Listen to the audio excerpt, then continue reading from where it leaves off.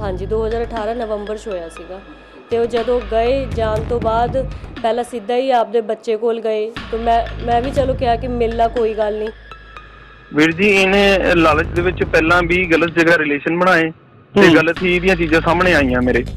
ਹੋਰ ਵੀ ਇਹਨੇ ਇਹ ਨਹੀਂ ਵੀ ਮੈਂ ਇਕੱਲਾ ਬੰਦਾ ਭਾਜੀ ਕਿ ਇਸ ਚੀਜ਼ ਦਾ ਸ਼ਿਕਾਰ ਹੋਇਆ। ਇੱਕ ਜਿਹੜੀ ਚੀਜ਼ ਦਾ ਮੈਨੂੰ ਸਭ ਤੋਂ ਜ਼ਿਆਦਾ ਦੁੱਖ ਹੈ ਨਾ ਭਾਜੀ ਉਹ ਵੀ ਰਹਿਣਾ ਨਾਲ।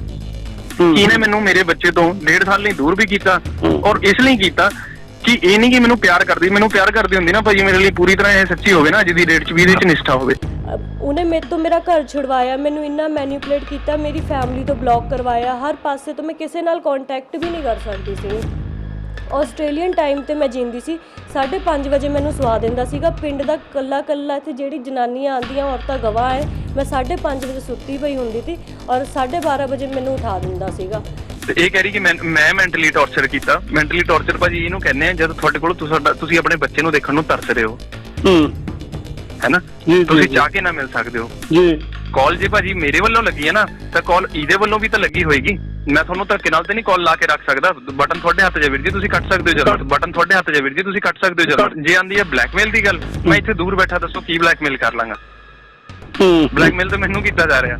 ਉਹਦੀ ਨਾ ਟ੍ਰਾਂਜੈਕਸ਼ਨ ਕਦੇ ਉਹ ਤੋਂ ਪੁੱਛ ਲਿਓ ਕਿ ਉਹਨੇ ਕਿੰਨੇ ਕੁ ਪੈਸੇ ਪਾਏ ਆ 2 ਸਾਲ 'ਚ ਉਸ ਬੰਦੇ ਨੇ ਮੈਨੂੰ ਕਿੰਨੇ ਕੁ ਪੈਸੇ ਪਾਏ ਉਹ ਪਤਾ ਲੱਗ ਜੂਗਾ। ਇਹਦੇ ਮਾਸਟਰ ਜੀ ਨੇ ਮੈਨੂੰ ਉਦੋਂ ਕਿਹਾ ਸੀਗਾ ਕਿ ਭਗਤ ਤੂੰ 5000 ਖਰਚਾ ਭੇਜਣਾ ਤੇ ਕੁੜੀ ਨੇ ਸਾਡੇ ਘਰੇ ਰਹਿਣਾ ਆ। ਅੱਛਾ ਉਦੋਂ ਤੱਕ ਹਾਂਜੀ ਠੀਕ, ਕਿਉਂਕਿ ਘਰ ਦੇ ਵਿੱਚ ਕੋਈ ਖਰਚਾ ਨਹੀਂ ਆਉਂਦਾ ਆਪਣੇ ਘਰ 'ਚ ਰਹਿਣ ਦਾ, ਬਟ ਸਟਿਲ ਤੂੰ ਚਲੋ ਉਹਦੀ ਬੇਸਿਕ ਨੀਡਸ ਪੂਰੀ ਕਰਨ ਲਈ ਜਾਂ ਕੁਝ ਬੱਚੇ ਦੀ ਲਗਾ ਲਓ ਜਾਂ ਉਸ ਚੀਜ਼ ਲਈ ਤੋਂ ਤੇ ਖਰਚਾ ਪੂਰਾ ਕਰਨ ਲਈ ਤੂੰ ਇਹ ਭੇਜਣਾ। ਮੈਂ ਉਹ ਵੀ ਭੇਜਿਆ ਜੀ, ਉੱਪਰ ਵੀ ਭੇਜਿਆ, ਮੇਰੇ ਕੋਲ ਹਰ ਚੀਜ਼ ਦਾ ਕੱਲੀ ਦਾ ਪ੍ਰੂਫ ਹੈ।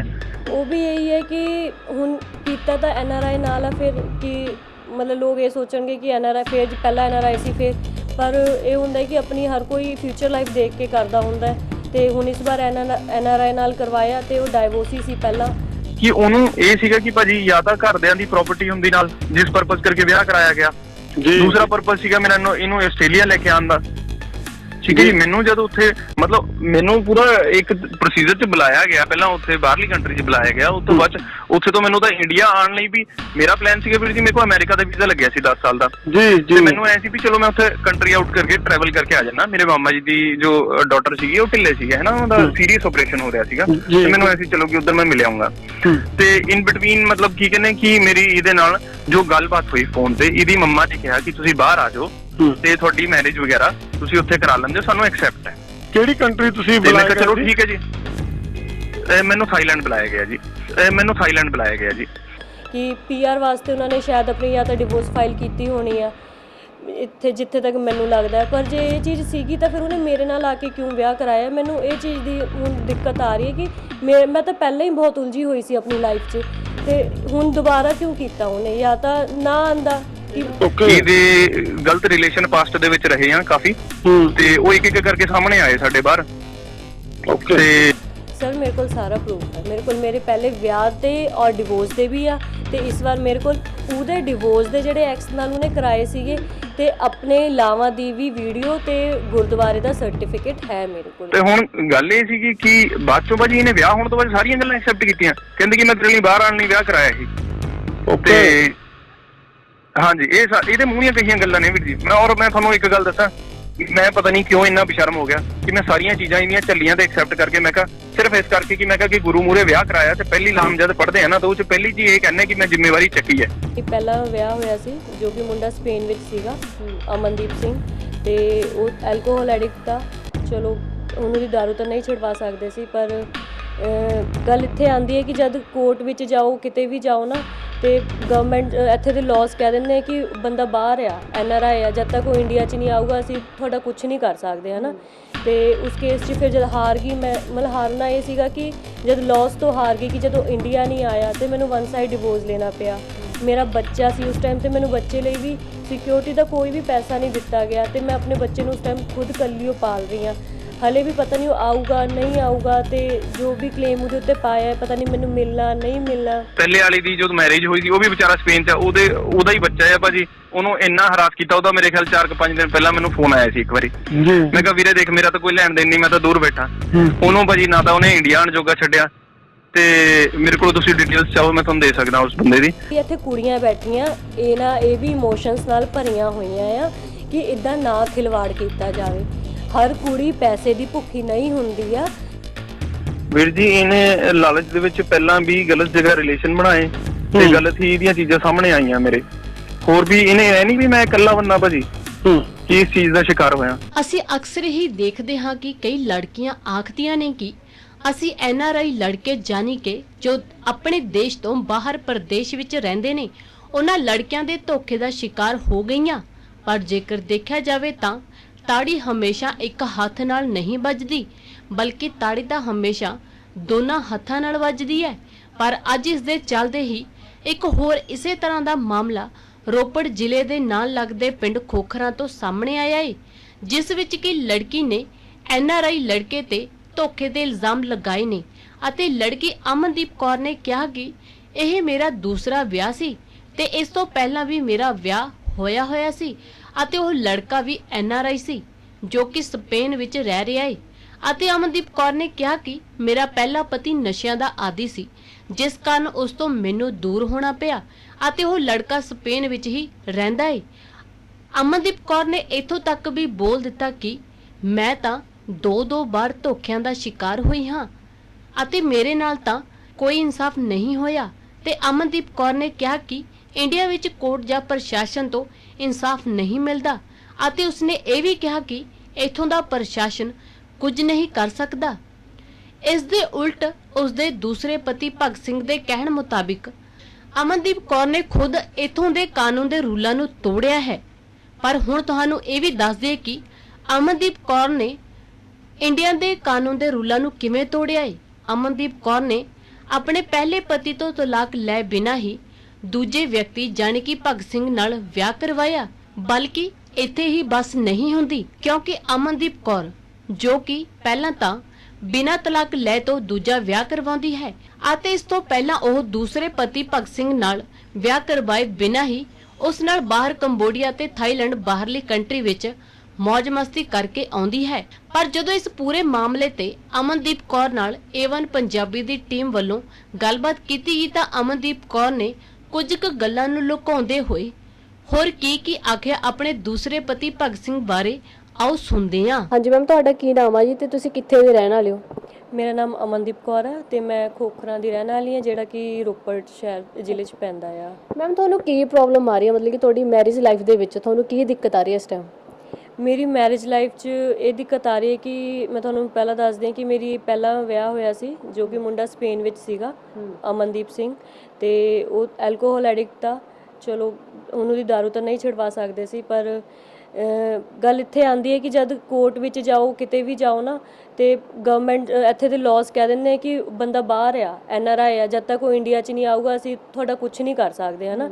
ਤੇ ਉਸ ਕੇਸ 'ਚ ਫਿਰ ਜਦ ਹਾਰ ਗਈ ਮੈਂ, ਮਤਲਬ ਹਾਰਨਾ ਇਹ ਸੀਗਾ ਕਿ ਜਦ ਲਾਸ ਤੋਂ ਹਾਰ ਗਈ ਕਿ ਜਦੋਂ ਇੰਡੀਆ ਨਹੀਂ ਆਇਆ ਤੇ ਮੈਨੂੰ 1 ਸਾਈਡ ਡਿਵੋਰਸ ਲੈਣਾ ਪਿਆ।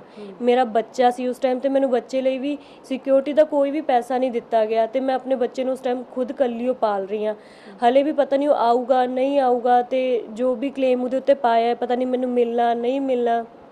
NRI ਹੈ, ਆਊ ਨਹੀਂ ਆਊ, ਆਪਣੀ ਲਾਈਫ ਉੱਥੇ ਜੀ ਰਿਹਾ ਆ। ਤੇ ਜਿਹੜੀ ਇੰਡੀਆ 'ਚੋਂ ਸੀ ਪੰਜਾਬ ਤੋਂ, ਪਿੰਡ ਖੋਖਰਾ ਰੋਪੜ, ਉਹਨਾਂ ਦਾ ਉਹ ਬਹਿਲੋਲਪੁਰ ਸੀਗੇ। ਹਾਂਜੀ, ਬਹਿਲੋਲਪੁਰ ਲੁਧਿਆਣੇ ਜ਼ਿਲ੍ਹੇ ਵਿੱਚ ਪੈਂਦਾ ਹੈ। ਤੇ ਉਸ ਤੋਂ ਬਾਅਦ ਹੁਣ ਜਿਹੜੀ ਐਟ ਪ੍ਰੈਜ਼ੈਂਟ ਪ੍ਰੋਬਲਮ ਉਹ ਕੀ ਹੈ? ਉਹ ਵੀ ਇਹੀ ਹੈ ਕਿ ਹੁਣ ਕੀਤਾ ਤਾਂ NRI ਨਾਲ ਆ, ਫਿਰ ਕਿ ਮਤਲਬ ਲੋਕ ਇਹ ਸੋਚਣਗੇ ਕਿ NRI ਫਿਰ ਪਹਿਲਾਂ NRI ਸੀ ਫਿਰ, ਪਰ ਇਹ ਹੁੰਦਾ ਕਿ ਆਪਣੀ ਹਰ ਕੋਈ ਫਿਊਚਰ ਲਾਈਫ ਦੇਖ ਕੇ ਕਰਦਾ ਹੁੰਦਾ। ਤੇ ਹੁਣ ਇਸ ਵਾਰ NRI ਨਾਲ ਕਰਵਾਇਆ ਤੇ ਉਹ ਡਾਈਵੋਰਸੀ ਸੀ ਪਹਿਲਾਂ ਬਾਹਰ, ਤੇ ਇਹ ਚੀਜ਼ ਦਾ ਮੈਨੂੰ ਪਤਾ ਸੀ ਕਿ ਉਹਦੇ ਕੋਲ ਵੀ ਬੱਚਾ ਹੈ ਤੇ ਮੇਰੇ ਕੋਲ ਵੀ ਇੱਥੇ ਪਹਿਲੇ ਵੀ ਮੈਰਿਜ ਤੋਂ ਬੱਚਾ ਸੀ। ਪਰ ਇੱਥੇ ਆਇਆ, ਮੇਰੇ ਨਾਲ ਵਿਆਹ ਕਰਾਇਆ, ਬਾਹਰ ਜਾ ਕੇ ਆਪਣੀ ਐਕਸ ਨਾਲ ਰਹਿਣ ਲੱਗ ਗਿਆ।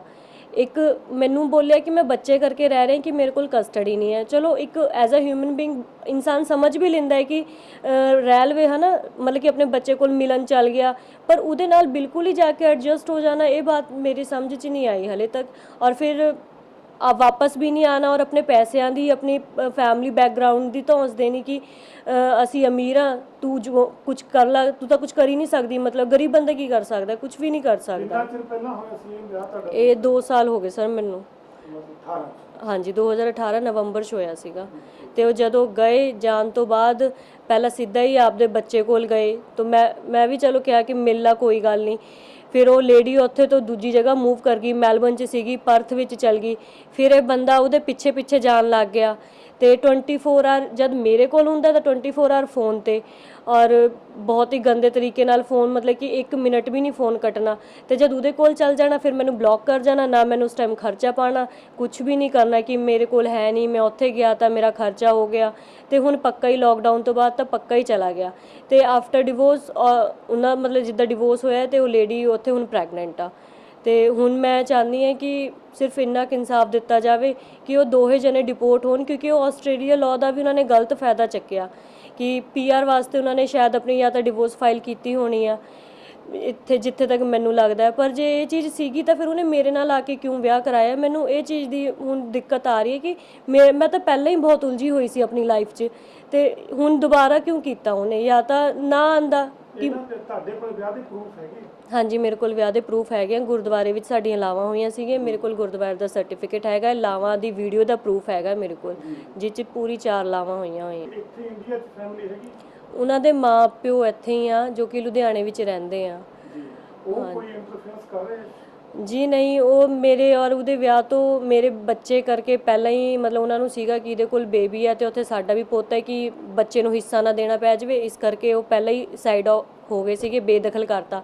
ਕਹਿਣ ਨੂੰ ਬੇਦਖਲ ਕਰ ਦਿੱਤੇ, ਇਹ ਵੀ ਗਵਰਨਮੈਂਟ ਨੇ ਬਹੁਤ ਅੱਛਾ ਲਾਅ ਕੱਢਿਆ ਹੋਇਆ ਹੈ ਕਿ ਅਸੀਂ ਬੇਦਖਲ ਕਰ ਦਈਏ ਤੇ ਜਿਹੜੀ ਬਗਾਨੀ ਆਊਗੀ ਉਹ ਫਿਰ ਹਰੇ ਮਰੇ ਜੋ ਮਰਜ਼ੀ ਕਰੇ, ਉਹ ਕੰਮ ਹੋ ਗਿਆ ਹੈ। ਮਤਲਬ ਇਹਦਾ ਗਲਤ ਯੂਜ਼ ਚੱਕਿਆ ਜਾ ਰਿਹਾ। ਲਾਜ਼ ਜਿਹੜੇ ਅਸੀਂ ਬਣਾ ਰਹੇ ਆ ਇੱਕ ਬੰਦੇ ਦੇ ਸਹੂਲਤਾਂ ਲਈ, ਪਰ ਇਹ ਗਲਤ ਕਿਉਂ ਯੂਜ਼ ਕੀਤੇ ਜਾ ਰਹੇ ਆ? ਚਾਹੇ ਉਹ ਇੱਥੇ ਆ ਚਾਹੇ ਉਹ ਬਾਹਰ ਆ। ਪ੍ਰੋਬਲਮ ਇੱਥੇ ਆ ਰਹੀ ਹੈ ਕਿ ਹੁਣ ਮਾਂ-ਬਾਪ ਵੈਸੇ ਬੇਦਖਲ ਆ ਪਰ ਪੂਰੀ ਸਪੋਰਟ ਉਹਨੂੰ ਕਰ ਰਿਹਾ, ਨਹੀਂ ਤੂੰ ਆਪਣੀ ਐਕਸ ਨਾਲ ਹੀ ਰਹਿ, ਆਪਣੇ ਪੋਤੇ ਨੂੰ ਹੀ ਦੇਖ। ਚਲੋ ਕਰ ਵੀ ਰਹੇ ਹੁਣ ਉਹਨਾਂ ਦੀ ਮਰਜ਼ੀ, ਪਰ ਉਹ ਬੰਦੇ ਨੇ ਮੇਰੇ ਨਾਲ ਕਿਉਂ ਵਿਆਹ ਕਰਾਇਆ ਫਿਰ ਆ ਕੇ? ਮੈਨੂੰ ਤਾਂ ਇੱਥੇ ਪ੍ਰੋਬਲਮ ਆ ਰਹੀ ਹੈ। ਹੁਣ ਤੁਹਾਡੇ ਨਾਲ ਗੱਲਬਾਤ ਹੋ ਨਹੀਂ ਰਹੀ ਕੋਈ ਆਉਣ ਬਾਰੇ ਜਾਂ ਕੋਈ ਤੁਹਾਨੂੰ ਕਿ ਤੁਸੀਂ ਕਹਿਤਾ ਵੀ ਨਹੀਂ ਤੂੰ ਜੋ ਮਰਜ਼ੀ ਕਰ? ਜੀ ਸਰ, ਹੁਣ ਮੈਂ ਖੁਦ ਇੱਕ ਕੁਐਸਚਨ ਕਰਦੀ ਹਾਂ ਕਿ ਜਦ ਇੱਕ ਲੇਡੀ ਨੂੰ ਪਤਾ ਲੱਗ ਰਿਹਾ ਕਿ ਉਹਦਾ ਬੰਦਾ ਉੱਥੇ ਦੂਈ ਜਨਾਨੀ ਨਾਲ ਰਹਿ ਰਿਹਾ ਹੈ, ਮਤਲਬ ਹਸਬੈਂਡ ਵਾਈਫ ਦੇ ਤਰੀਕੇ ਉਹ ਰਹਿ ਰਹੇ ਆ, ਤੇ ਫਿਰ ਇੱਥੇ ਬੈਠੀ ਲੇਡੀ ਕੀ ਕਰੂਗੀ? ਨਾਲ ਤਾਂ ਨਹੀਂ ਰਹੂਗੀ ਨਾ। ਕੀ ਚਾਹੁੰਦੇ ਤੁਸੀਂ? ਮੈਂ ਇਹ ਚਾਹੁੰਦੀ ਹਾਂ ਕਿ ਉਹਨਾਂ ਨੇ, ਜਦ ਮੈਂ ਉਹਨਾਂ ਨੂੰ ਪਹਿਲਾਂ ਪੁੱਛਿਆ ਸੀਗਾ, ਉਹਨਾਂ ਨੇ ਮੈਨੂੰ ਆਪਣੇ ਮੈਰਿਜ ਦੇ ਪ੍ਰੂਫ ਦਿਖਾਏ ਸੀਗੇ, ਡਾਈਵੋਰਸ ਪ੍ਰੂਫ ਮੇਰੇ ਪਾਸ ਆ, ਮੇਰੇ ਕੋਲ ਫੋਟੋ ਹੈ ਡਾਈਵੋਰਸ ਪ੍ਰੂਫ ਦੀ ਉਹਨਾਂ ਦੀ। ਤੇ ਉਹਦੀ ਵਾਈਫ ਨਾਲ ਮੇਰੀ ਪਹਿਲਾਂ ਗੱਲ ਹੋਈ ਸੀ ਕਿ ਅਮਨ ਤੂੰ ਸਾਡੀ ਲਾਈਫ 'ਚ ਨਹੀਂ ਆਈ ਹੈ, ਅਸੀਂ ਤਾਂ ਪਹਿਲਾਂ ਹੀ ਸਭ ਕੁਝ ਖਤਮ ਕਰੇ ਬੈਠੇ ਹਾਂ। ਤੇ ਫਿਰ ਉਸ ਤੋਂ ਬਾਅਦ ਉਹਨੂੰ ਕਿਆ ਇੱਦਾਂ ਦੀ ਪ੍ਰੋਬਲਮ ਆਈ ਆ ਕਿ ਕਿਆ ਉਹਦੀ ਮਜਬੂਰੀ ਰਹੀ ਹੈ ਕਿ ਉਹਨੇ ਮੇਰੀ ਲਾਈਫ ਆ ਕੇ ਖਰਾਬ ਕੀਤੀ? ਜਾਂ ਤਾਂ ਪਹਿਲਾਂ ਹੀ ਨਾ ਕਰ ਦਿੰਦੀ, ਮੈਂ ਕਿਹੜਾ ਇੱਥੇ ਵਿੱਚ ਜਾ ਰਹੀ ਸੀ। ਇੱਥੇ ਇਹ ਪ੍ਰੋਬਲਮ ਹੈ ਕਿ ਉਹਨਾਂ ਦੋਹਾਂ ਨੇ ਮੇਰੇ ਨਾਲ ਗਲਤ ਕੀਤਾ। ਜੇ ਮੈਂ ਉਹਦੀ ਫੈਮਿਲੀ, ਉਹਦੀ ਮਾਂ ਨੂੰ ਜਾਂ ਉਹਦੀ ਭੈਣ ਨੂੰ ਬੈਗ ਕਰ ਦਿੱਤੀ ਕਿ ਭਾਈ ਮੈਨੂੰ ਮੇਰੇ ਘਰ ਵਾਲੇ ਨਾਲ ਗੱਲ ਕਰ ਲੈਣ ਦਿਓ, ਤੇ ਉਹ ਮੈਨੂੰ ਇਹ ਉਲਟਾ ਬੋਲਦੇ ਸੀਗੇ ਕਿ ਤੂੰ ਸਾਡੇ ਘਰ ਆ ਕੇ ਸਾਨੂੰ ਚਿੰਬੜੀ ਹੋਈ ਹੈ। ਮੈਂ ਤਾਂ ਕੁਛ ਸਰ ਮੇਰੀ ਡਿਮਾਂਡ ਵੀ ਨਹੀਂ, ਨਾ ਪੈਸੇ ਦੀ ਨਾ ਕੁਛ, ਨਾ ਮੈਂ ਉੱਤੇ ਕਦੇ ਮੰਗਿਆ। ਉਹਦੀ ਨਾ ਟ੍ਰਾਂਜੈਕਸ਼ਨ ਕਦੇ ਉਹ ਤੋਂ ਪੁੱਛ ਲਿਓ ਕਿ ਉਹਨੇ ਕਿੰਨੇ ਕੁ ਪੈਸੇ ਪਾਏ ਆ 2 ਸਾਲ 'ਚ, ਉਸ ਬੰਦੇ ਨੇ ਮੈਨੂੰ ਕਿੰਨੇ ਕੁ ਪੈਸੇ ਪਾਏ ਉਹ ਪਤਾ ਲੱਗ ਜੂਗਾ। ਉਹਨੇ ਮੇਰੇ ਤੋਂ ਮੇਰਾ ਘਰ ਛੁਡਵਾਇਆ, ਮੈਨੂੰ ਇੰਨਾ ਮੈਨੀਪੂਲੇਟ ਕੀਤਾ, ਮੇਰੀ ਫੈਮਿਲੀ ਤੋਂ ਬਲੌਕ ਕਰਵਾਇਆ, ਹਰ ਪਾਸੇ ਤੋਂ ਮੈਂ ਕਿਸੇ ਨਾਲ ਕੰਟੈਕਟ ਵੀ ਨਹੀਂ ਕਰ ਸਕਦੀ ਸੀ। ਆਸਟ੍ਰੇਲੀਅਨ ਟਾਈਮ ਤੇ ਮੈਂ ਜਿੰਦੀ ਸੀ, 5:30 ਵਜੇ ਮੈਨੂੰ ਸਵਾ ਦਿੰਦਾ ਸੀਗਾ। ਪਿੰਡ ਦਾ ਕੱਲਾ ਇੱਥੇ ਜਿਹੜੀ ਜਨਾਨੀਆਂ ਆਉਂਦੀਆਂ ਔਰਤਾਂ ਗਵਾਹ ਹੈ, ਮੈਂ 5:30 ਵਜੇ ਸੁੱਤੀ ਪਈ ਹੁੰਦੀ ਸੀ ਔਰ 12:30 ਵਜੇ ਮੈਨੂੰ ਉਠਾ ਦਿੰਦਾ ਸੀਗਾ। ਫਿਰ ਘਰ ਬਲੌਕ ਕਰਵਾਇਆ। ਫਿਰ ਮੈਂ 2 ਮਹੀਨੇ PG ਰਹੀ, ਫਿਰ ਮੈਂ ਲੁਧਿਆਣੇ ਜਾ ਕੇ ਰੈਂਟ ਤੇ ਰਹੀ। ਤੁਸੀਂ ਉੱਥੇ ਰੈਂਟ ਤੇ ਪਤਾ ਕਰਕੇ ਆਉਂਗੇ, ਉਹ ਵੀ ਤੁਹਾਨੂੰ ਦੱਸਣਗੇ ਕਿ ਮੈਂ ਕਿਸ ਹਾਲਾਤ ਵਿੱਚ ਉੱਥੇ ਰਹਿ ਰਹੀ ਸੀਗੀ। ਹੁਣ ਕੀ ਚਾਹੁੰਦੇ ਤੁਸੀਂ? ਮੇਰਾ ਇਹੀ ਹੈ ਕਿ ਇੱਥੇ ਦੀ ਸਰਕਾਰ ਲਾਜ਼ ਚੇਂਜ ਕਰੇ, ਕਿਸੇ ਤਰੀਕੇ ਉਹਨਾਂ ਨੂੰ ਇੱਥੇ ਬੁਲਾਵੇ ਤੇ ਮੇਰਾ ਇਨਸਾਫ ਇੰਡੀਆ ਕਰੇ। ਮੇਰੇ ਨਾਲ ਇੰਡੀਆ ਵਿੱਚ ਇਦਾਂ ਹੋਇਆ ਹੈ ਤੇ ਇੰਡੀਆ ਵਿੱਚ ਮੇਰੇ ਨਾਲ ਇਨਸਾਫ ਕੀਤਾ ਜਾਵੇ। ਤੇ ਪਹਿਲੇ ਜਿਹੜਾ ਤੁਹਾਡਾ ਡਿਵੋਰਸ ਹੋਇਆ ਸੀ ਉਹਦੇ ਵਿੱਚ ਕੋਈ ਉਹਨਾਂ ਨੇ ਕੁਝ ਕੀਤਾ ਆ ਕੇ, ਜਾਂ ਉਹ ਬਸ ਇਦਾਂ ਹੀ ਚੱਲ? ਉਹਨੇ ਕੁਝ ਵੀ ਨਹੀਂ ਕੀਤਾ ਸਰ, ਉਹ ਵੀ ਬਸ ਬਾਹਰ ਹੈ, ਮੁੜ ਕੇ ਉਹ ਇਨਸਾਨ ਵੀ ਨਹੀਂ ਆਇਆ। ਈਵਨ ਮੇਰਾ ਬੇਟਾ ਐਡਾ ਬੜਾ ਹੈ, ਅੱਜ ਤੱਕ ਉਹਨਾਂ ਨੇ ਬਾਪ ਨੇ ਹੋ ਗਿਆ, ਦਾਦੀ ਨੇ ਹੋ ਗਿਆ, ਇੱਕ ਵਾਰ ਇਹ ਨਹੀਂ ਕਿਸੇ ਦੇ ਥਰੂ ਗੱਲ ਕਹਾਈ ਕਿ ਚਲ ਅਸੀਂ ਆਪਣੇ ਪੋਤੇ ਨੂੰ ਜਾਂ ਆਪਣੇ ਬੱਚੇ ਨੂੰ 5 ਰੁਪਏ ਵੀ ਭੇਜ ਦਈਏ। ਉਹ ਕਿਹੜੀ ਕੰਟਰੀ 'ਚ ਇਸ ਟਾਈਮ? ਉਹ ਸਪੇਨ ਵਿੱਚ ਆ। ਇਹ ਜਿਹੜਾ ਹੁਣ ਇਹ ਆਸਟ੍ਰੇਲੀਆ 'ਚ। ਹਾਂਜੀ, ਮੈਨੂੰ ਇਹੀ ਹੈ ਕਿ ਜੇ ਕੋਈ ਵੀ ਆਂਦਾ ਹੈ ਬਾਹਰੋਂ ਆਂਦਾ ਹੈ ਕਿ ਜਿਹੜੀ ਇੱਥੇ ਕੁੜੀਆਂ ਬੈਠੀਆਂ ਇਹ ਵੀ ਇਮੋਸ਼ਨਸ ਨਾਲ ਭਰੀਆਂ ਹੋਈਆਂ ਆ ਕਿ ਇਦਾਂ ਨਾ ਖਿਲਵਾੜ ਕੀਤਾ ਜਾਵੇ। ਹਰ ਕੁੜੀ ਪੈਸੇ ਦੀ ਭੁੱਖੀ ਨਹੀਂ ਹੁੰਦੀ ਆ। ਇੱਕ ਜੇ ਫੈਮਿਲੀ ਲਾਈਫ ਸੀ ਤਾਂ ਉਹਨੂੰ ਫੈਮਿਲੀ ਲਾਈਫ ਦੀ ਤਰ੍ਹਾਂ ਹੀ ਰੱਖੋ, ਤੇ ਜਿਹੜੇ ਲੌਜ਼ ਆ ਉਹਨਾਂ ਨੂੰ ਇਸ ਤਰੀਕੇ ਤੋਂ ਨਾ ਯੂਜ਼ ਕਰੋ। ਮੇਰੇ ਵਰਗੀ ਹੁਣ ਬੈਠੀ ਨਾ ਤਾਂ ਮੇਰੇ ਕੋਲ ਪੈਸਾ ਕਿ ਮੈਂ ਉਹਦੇ ਉੱਤੇ ਕੇਸ ਕਰ ਸਕਾਂ, ਨਾ ਮੈਂ ਇੰਨਾ ਕਿਤੇ ਆ ਜਾ ਸਕਦੇ, ਜਿਹਦੇ ਮੇਰੇ ਬ੍ਰਦਰ ਵੀ ਛੋਟੇ ਆ, ਐਡੇ ਸਮਝ ਵਾਲੇ ਹੈ ਨਹੀਂ, ਤੇ ਮੇਰੇ ਪਹਿਲੇ ਕੇਸ 'ਚ ਵੀ ਪੁਲਿਸ ਵਗੈਰਾ ਨੇ ਕੁਝ ਨਹੀਂ ਕੀਤਾ, ਮਤਲਬ ਕਿਸੇ ਨੇ ਵੀ ਨਹੀਂ। ਸਾਰੇ ਬਸ ਜਦੋਂ ਆਉਂਗੇ ਬਾਹਰ ਉਦੋਂ, ਜਦੋਂ ਆਉਂਗੇ ਬਾਹਰ ਤੋਂ ਉਦੋਂ। ਕਈ ਵਾਰੀ ਪੰਜਾਬ ਦੀਆਂ ਕੁੜੀਆਂ ਤੇ ਬਲੇਮ ਲੱਗਦੇ ਵੀ ਕੁੜੀਆਂ ਇਹ ਇਦਾਂ ਦਾ ਚੱਕਾ ਚੌਂਧ ਦੇਖ ਕੇ ਇਦਾਂ NRI ਨਾਲ ਕਰਦੀਆਂ ਨੇ। ਤੁਹਾਡੇ ਕਈ ਵਾਰੀ ਹੁੰਦਾ ਵੀ ਸਾਡੇ ਤੇ ਇਲਜ਼ਾਮ ਲੱਗ ਰਹੇ ਨੇ ਸਾਡਾ ਵਿਆਹ ਹੀ ਨਹੀਂ ਹੋਇਆ, ਹਾਂਜੀ ਇਦਾਂ ਦੇ ਪ੍ਰੂਫ ਤੁਹਾਡੇ ਕੋਲ ਮੈਰਿਜ ਦੇ ਸਾਰਾ ਕੁਝ ਹੈ? ਸਰ ਮੇਰੇ ਕੋਲ ਸਾਰਾ ਪ੍ਰੂਫ ਹੈ। ਮੇਰੇ ਕੋਲ ਮੇਰੇ ਪਹਿਲੇ ਵਿਆਹ ਤੇ ਔਰ ਡਿਵੋਰਸ ਦੇ ਵੀ ਆ, ਤੇ ਇਸ ਵਾਰ ਮੇਰੇ ਕੋਲ ਉਹਦੇ ਡਿਵੋਰਸ ਦੇ ਜਿਹੜੇ ਐਕਸ ਨਾਲ ਉਹਨੇ ਕਰਾਏ ਸੀਗੇ, ਤੇ ਆਪਣੇ ਲਾਵਾਂ ਦੀ ਵੀ ਵੀਡੀਓ ਤੇ ਗੁਰਦੁਆਰੇ ਦਾ ਸਰਟੀਫਿਕੇਟ ਹੈ ਮੇਰੇ ਕੋਲ ਇਸ ਵਕਤ ਕਿ ਮੇਰਾ ਵਿਆਹ ਹੋਇਆ ਗੁਰੂ ਦੀ ਰਜ਼ਾ ਵਿੱਚ ਹੋਇਆ ਹੈ, ਜਿਹੜੀ ਸਭ ਤੋਂ ਬੜੀ ਚੀਜ਼ ਆ। ਇਨਸਾਨ ਤਾਂ ਮੁੱਕਰੇ ਜਾਂਦੇ ਆ, ਪਰ ਉਹ ਰੱਬ ਦੀ ਰਜ਼ਾ ਨਹੀਂ ਜਿਹੜੀ ਹੁੰਦੀ, ਜਿਹਨੂੰ ਮੈਂ ਮੰਨਦੀ ਆ, ਉਹ ਨਹੀਂ ਹੁੰਦੀ ਖਤਮ। ਮੇਰੇ ਕੋਲ ਪ੍ਰੂਫ ਸਾਰੇ ਆ, ਤੇ ਪ੍ਰੂਫ ਦੇਖ ਸਕਦੇ ਹਾਂ? ਹਾਂਜੀ ਤੁਸੀਂ ਦੇਖ ਸਕਦੇ ਹੋ, ਕਿਉਂ ਨਹੀਂ ਦੇਖ ਸਕਦੇ। ਸੋ ਦੋਸਤੋ, ਤੁਸੀਂ ਸੁਣ ਹੀ ਲਿਆ ਕੀ ਕਹਿਣਾ ਹੈ ਅਮਨਦੀਪ ਕੌਰ ਦਾ। ਪਰ ਜਦੋਂ ਇਸ ਪੂਰੇ ਮਾਮਲੇ ਤੇ ਅਮਨਦੀਪ ਕੌਰ ਦੇ ਦੂਸਰੇ ਪਤੀ ਜਾਨੀ ਕਿ ਭਗਤ ਸਿੰਘ ਨਾਲ ਗੱਲਬਾਤ ਕੀਤੀ ਗਈ ਤਾਂ ਉਹਨਾਂ ਨੇ ਆਪਣੇ ਤੇ ਲੱਗੇ ਦੋਸ਼ਾਂ ਨੂੰ ਸਿਰੇ ਤੋਂ ਨਕਾਰਦੇ ਹੋਏ ਇਸ ਪੂਰੇ ਮਾਮਲੇ ਤੇ ਕੀ ਆਖਿਆ ਹੈ, ਆਓ ਤੁਸੀਂ ਇਹ ਵੀ ਸੁਣ ਲਵੋ। ਹਾਂਜੀ ਭਗਤ ਜੀ। ਹਾਂਜੀ ਬਿਲਕੁਲ ਭਾਜੀ, ਐਕਚੁਅਲੀ ਪਤਾ ਕੀ ਦੇਖੋ, ਇੰਡੀਆ ਦੇ ਵਿੱਚ ਅਨਫੋਰਚੂਨੇਟਲੀ ਨਾ ਕਾਫੀ ਫਰਾਡ ਜਾਂ ਅੱਜਕੱਲ ਪ੍ਰੋਬਲਮਾਂ ਚੱਲ ਰਹੀਆਂ। ਇੱਥੇ ਹੁਣ ਅਸੀਂ NRI ਫੇਸ ਕਰਦੇ ਹਾਂ ਉਹ ਚੀਜ਼ਾਂ, ਹੈ ਨਾ, ਤੇ ਤਾਂ ਕਰਕੇ ਹੋ ਜਾਂਦਾ ਥੋੜਾ। ਬਾਕੀ ਮੇਰੇ ਲਾਇਰ ਨੇ ਵੀ ਮੈਨੂੰ ਕਿਹਾ ਸੀਗਾ ਕਿ ਪਹਿਲਾਂ ਕਨਫਰਮ ਕਰ ਲਓ। ਸੋ ਹੁਣ ਭਾਜੀ ਇੱਥੇ ਜੋ ਸਿਸਟਮ ਹੈ ਨਾ ਉਹਨੂੰ ਫੋਲੋ ਕਰਨਾ ਪੈਂਦਾ, ਕਿਉਂਕਿ ਹੁਣ ਇੱਥੇ ਦੇ ਮੈਨੂੰ ਲਾਇਰ ਨੇ ਕਿਹਾ ਕਿ ਤੁਸੀਂ ਮੈਨੂੰ ਕੰਸਲਟ ਕਰਨਾ ਕਿ ਪਹਿਲਾਂ ਹੀ ਪ੍ਰੋਬਲਮ ਜੋ ਚੱਲ ਰਹੀ ਹੈ ਨਾ, ਤੇ ਮੇਬੀ ਤੁਹਾਨੂੰ ਆਈਡੀਆ ਲੱਗਿਆ ਹੋਊਗਾ। ਤੇ ਆਈ ਡੋਨਟ ਨੋ ਤੁਹਾਨੂੰ ਕਿਹੜੇ ਐਂਗਲ ਤੋਂ ਅਗਲਿਆਂ ਨੇ ਦੱਸਿਆ ਜਾਂ ਕੀ ਪਿਕਚਰ ਹੋਈ ਹੈ। ਮੈਨੂੰ ਤਾਂ ਇੰਨਾ ਪਤਾ ਕਿ ਮੈਨੂੰ ਤਾਂ ਧਮਕੀ ਦਿੱਤੀ ਗਈ ਕਿ ਵੀ ਤੂੰ ਮੀਡੀਆ ਆਊ, ਤੈਨੂੰ ਪਤਾ ਲੱਗੂ, ਏਦਾਂ ਹੋ ਓਦਾਂ ਹੋ। ਮੈਨੂੰ ਕਿਸੇ ਚੀਜ਼ ਦਾ ਡਰ ਨਹੀਂਗਾ, ਬਿਕੋਜ਼ ਮੈਨੂੰ ਪਤਾ ਕਿ ਮੈਂ ਗਲਤ ਨਹੀਂ ਕਰਨਾ, ਮੈਂ ਕਿਸੇ ਦਾ ਨੁਕਸਾਨ ਕੀਤਾ ਕਦੇ ਅੱਜ ਤੱਕ। ਸਹੀ ਬੰਦੇ ਨੂੰ ਮੇਰੇ ਖਿਆਲ 'ਚ ਡਰ ਨਹੀਂ ਹੁੰਦਾ, ਇਸ ਲਈ ਹਾਂ, ਤੇ ਇਸ ਪੱਖੋਂ ਮੈਂ ਬੜਾ ਸ਼ਿਓਰ ਤੇ ਰਿਲੈਕਸਡ ਹਾਂ। ਤੇ ਚਲੋ ਐਨੀਵੇ ਉਹ ਇੱਕ ਡਿਫਰੈਂਟ ਚੀਜ਼, ਤੁਸੀਂ ਆਪਾਂ ਗੱਲ ਕਰਦੇ, ਤੁਸੀਂ ਮੈਨੂੰ ਪੁੱਛ ਰਹੇ ਸੀ ਕੁਝ ਤੇ ਪੁੱਛ ਸਕਦੇ। ਜਿਹੜੀ ਉਹ ਲੜਕੀ ਆ ਉਹਦਾ ਅਸੀਂ ਪੱਖ ਰਿਕਾਰਡ ਕੀਤਾ ਸੀ ਵੀ ਜਿਹੜੇ ਉਹਨਾਂ ਦਾ ਜਿਹੜਾ ਅਮਨਦੀਪ ਆ, ਕੋਈ ਲੜਕੀ ਕੀ ਜਿੱਥੇ ਖੋਖਰਾ ਪਿੰਡ ਤੋਂ। ਹਾਂਜੀ ਅਮਨਦੀਪ ਕੌਰ। ਹਾਂਜੀ ਅਮਨਦੀਪ ਕੌਰ, ਠੀਕ ਹੈ ਨਾ। ਹਾਂਜੀ ਇਹ ਮਤਲਬ ਲਾਸਟ ਵੀਕ ਦੀ ਗੱਲ ਹੈ, ਹਫਤਾ ਹੋ ਗਿਆ। ਉਸ ਤੋਂ ਬਾਅਦ ਚਲੋ ਅਸੀਂ ਵੀ ਜਦੋਂ ਕੋਈ ਇੱਕ ਬੰਦਾ ਪੱਖ ਦਿੰਦਾ ਤਾਂ ਦੂਜੀ ਧਿਰਾਂ ਦੇ ਪੱਖ ਲੈਣਾ ਮੀਡੀਆ ਦਾ ਫਰਜ਼ ਹੈ। ਬਿਲਕੁਲ ਸਰ, ਬਿਲਕੁਲ, ਕਿਉਂਕਿ ਇੱਥੇ ਵੀ ਕੋਰਟ ਇਹੀ ਚੀਜ਼, ਹਾਂ ਕੋਰਟ ਇਹੀ ਕਰਦਾ ਹੈ ਕਿ ਪਹਿਲਾਂ ਦੋਨੋਂ ਧਿਰਾਂ ਦੀ ਸੁਣਦਾ ਹੈ, ਦੈਨ ਉਹ ਦੇਖਦਾ ਕਿ ਕੀ ਚੀਜ਼ ਸਹੀ ਹੈ ਜਾਂ ਗਲਤ ਹੈ। ਉਹ ਲੜਕੀ ਨੇ ਪੱਖ ਦਿੱਤਾ ਵੀ NRI ਜਿਹੜੇ ਬੰਦੇ ਨੇ ਵੀ ਮੈਂ ਇਕੱਲੀ ਨਹੀਂ, ਬਹੁਤ ਐਸੇ ਲੋਕ ਨੇ ਜਿਹੜੇ ਕੁੜੀਆਂ ਨੇ ਜਿਹੜੀਆਂ ਇਹਨਾਂ ਦੇ ਝਾਂਸੇ ਦੇ ਵਿੱਚ ਫਸੀਆਂ ਹੋਈਆਂ ਨੇ। ਮਤਲਬ ਉਹਨੇ ਜੋ ਸਾਨੂੰ ਆਪਣਾ ਪੱਖ ਦਿੱਤਾ, ਠੀਕ ਹੈ, ਉਹ ਸਾਰੇ ਅਸੀਂ ਸਾਰਾ ਪੱਖ ਲੈਣ ਤੋਂ ਬਾਅਦ ਉਹਨੇ ਕਿਹਾ ਵੀ ਉਹਨੇ ਕਈ ਗੱਲਾਂ ਤੁਹਾਡੇ ਬਾਰੇ ਕੀਤੀਆਂ ਵੀ ਉਹਨਾਂ ਨੇ ਵੈਸੇ ਤਾਂ ਡਿਵੋਰਸ ਦੇ ਤੁਹਾਡੇ ਪੇਪਰ ਦਿੱਤੇ ਵੀ ਉਹਨਾਂ ਦਾ ਡਿਵੋਰਸ ਹੋਇਆ ਸੀ। ਉਹਨਾਂ ਨੇ ਆ ਕੇ ਮੇਰੇ ਨਾਲ ਮੈਰਿਜ ਕੀਤੀ। ਮੈਰਿਜ ਕਰਨ ਤੋਂ ਬਾਅਦ ਹੁਣ ਮੈਨੂੰ ਉਹ ਇਗਨੋਰ ਕਰਦੇ ਆ, ਮੈਨੂੰ ਮਤਲਬ ਇੱਕ ਕਿਸਮ ਦਾ 3rd ਡਿਗਰੀ ਦਿੰਦੇ ਰਹੇ ਮੈਂਟਲੀ। ਤੂੰ ਕੀ ਕਰਦੀ ਐ? ਮੈਂ ਵਾਸ਼ਰੂਮ ਜਾਣਾ ਤਾਂ ਵੀ ਮੈਂ ਰਾਤ ਨੂੰ 5 ਵਜੇ ਸ਼ਾਮ ਨੂੰ ਸੋ ਜਾਂਦੀ ਸੀ, ਰਾਤ ਨੂੰ 1 ਵਜੇ ਉੱਠਦੀ ਸੀ। ਮਤਲਬ ਕਾਫੀ ਐਲੀਗੇਸ਼ਨ ਲੱਗੇ ਆ, ਠੀਕ ਹੈ। ਉਦੋਂ ਬਾਅਦ ਅੱਛਾ, ਮੈਂਟਲੀ ਮਤਲਬ ਮੈਂ ਹਰਾਸ ਕੀਤਾ ਪਹਿਲੀ ਐਲੀਗੇਸ਼ਨ ਤੇ ਹੈ ਬਹੁਤ ਜ਼ਿਆਦਾ। ਕਹਿੰਦੀ ਬਸ ਮੈਂ ਮਤਲਬ ਕਿਤੇ ਜਾ ਨਹੀਂ ਸਕਦੀ, ਕਿਤੇ ਆ ਨਹੀਂ ਸਕਦੀ, 24 ਘੰਟੇ ਵੀਡੀਓ ਕਾਲ ਆਨ ਰੱਖਣੀ। ਕੋਈ ਮੇਰੀ ਫਰੈਂਡ ਆਉਣੀ ਤਾਂ ਵੀ ਉਹਨੇ ਆਨ ਰਹਿਣਾ, ਆਨਲਾਈਨ ਹੀ ਰੱਖਣਾ ਮੈਨੂੰ ਵੀ ਕਿਹਦੇ ਨਾਲ ਗੱਲ ਕਰਦੀ ਹੈ, ਕੀ ਕਰਦੀ ਹੈ। ਠੀਕ ਹੈ ਬੇਟਾ, ਠੀਕ ਹੈ ਜੀ। ਅਸੀਂ ਸਾਰਾ ਕੁਝ ਦੇਖੋ, ਜੋ ਇੱਕ ਮਿੰਟ ਬਸ, ਜੋ ਉਹਨੇ ਪੱਖ ਦਿੱਤਾ ਸਾਰਾ ਕੁਝ ਸੁਣਨਾ ਸਾਡਾ ਫਰਜ਼ ਹੈ। ਅਸੀਂ ਉਹਨੂੰ ਐਜ਼ ਇਟ ਲਾਗੂ ਨਹੀਂ ਕੀਤਾ, ਅਸੀਂ ਦਿਖਾਇਆ ਨਹੀਂ, ਕਿਉਂਕਿ ਦੋਏ ਤਰ੍ਹਾਂ ਦੇ ਪੱਖ ਜਾਣਨੇ ਸੀ। ਤੁਹਾਡੀ ਫੈਮਿਲੀ ਦਾ ਪੱਖ, ਤੁਹਾਡਾ ਪੱਖ, ਉਹ ਸਾਰਾ ਕੁਝ ਕਰਨ ਤੋਂ ਬਾਅਦ ਹੀ ਮੈਂ ਸਟੋਰੀ ਚਲਾਉਣੀ ਸੀ। ਉਸ ਤੋਂ ਬਾਅਦ ਅਸੀਂ ਕਿਹਾ ਹੁਣ ਤੁਸੀਂ ਕੀ ਚਾਹੁੰਦੇ ਹੋ? ਉਹ ਕਹਿੰਦੀ ਵੀ ਮੈਂ ਇਹਦੇ ਨਾਲ ਰਹਿਣਾ ਨਹੀਂ ਚਾਹੁੰਦੀ। ਇਹ ਬੰਦਾ ਜਿਹੜਾ ਇੱਥੋਂ ਜਾਣ ਤੋਂ ਬਾਅਦ ਵੀ ਇਹਦੀ ਵਾਈਫ ਪ੍ਰੈਗਨੈਂਟ ਹੋ ਗਈ ਹੈ, ਉਹਦੇ ਬੱਚਾ ਹੋਣ ਵਾਲਾ, ਤੇ ਉਹ ਮੈਂ ਕਿੱਥੋਂ ਉਹ ਬੰਦੇ ਨਾਲ ਗੁਜ਼ਾਰਾ ਕਰ ਲਾਂਗੀ। ਠੀਕ ਹੈ ਵੀ ਮੈਂ ਰਹਿਣਾ ਨਹੀਂ, ਮੈਂ ਤਾਂ ਆਪੇ ਇਨਸਾਫ ਚਾਹੀਦਾ ਮੈਨੂੰ। ਅੱਛਾ ਜੀ, ਤੇ ਤੁਸੀਂ ਉਹਨਾਂ ਨੂੰ ਪੁੱਛਿਆ ਕਿ ਇਨਸਾਫ ਦੇ ਵਿੱਚ ਕੀ ਚੀਜ਼ ਚਾਹੀਦੀ ਹੈ, ਮਤਲਬ ਕਿਸ ਚੀਜ਼ ਦੀ ਲੜਾਈ, ਕਿਸ ਚੀਜ਼ ਦੀ ਹੋ ਰਹੀ ਹੈ? ਮੈਨੂੰ ਇਹ ਵੀ ਤਾਂ ਪਤਾ ਲੱਗਿਆ। ਇਹੀ ਪੁੱਛਿਆ ਵੀ ਤੁਸੀਂ ਕਿਸ ਚੀਜ਼ ਦੀ ਲੜਾਈ ਲੜ ਰਹੇ ਹੋ, ਕੀ ਇਨਸਾਫ ਚਾਹੀਦਾ ਹੈ ਤੁਹਾਨੂੰ? ਕੋਈ ਤੁਸੀਂ ਕੁਝ ਮੰਗਦੇ ਹੋ ਉਹਨਾਂ ਤੋਂ ਕੁਝ, ਜਾਂ ਤੁਹਾਨੂੰ ਕੋਈ ਏਦਾਂ ਦੀ ਕੀ ਚਾਹੁੰਦੇ ਹੋ? ਉਹ ਕਹਿੰਦੀ ਨਹੀਂ ਵੀ ਮੈਂ ਹਾਂਜੀ। ਦੋਏ ਪਤੀ ਪਤਨੀ ਜਿਹੜੇ ਉਹਨਾਂ ਨੂੰ ਇੱਥੇ ਇੰਡੀਆ ਬੁਲਾ ਕੇ ਇੰਡੀਆ ਦੇ ਵਿੱਚ ਹਾਂਜੀ। ਇੱਥੇ ਉਹਨਾਂ ਨੂੰ ਘੜੀਸਣਾ ਚਾਹੁੰਦੀ ਆ, ਉਹਨਾਂ ਨੂੰ ਉੱਥੋਂ ਡਿਪੋਰਟ ਕਰਨਾ ਚਾਹੁੰਦੀ ਆ।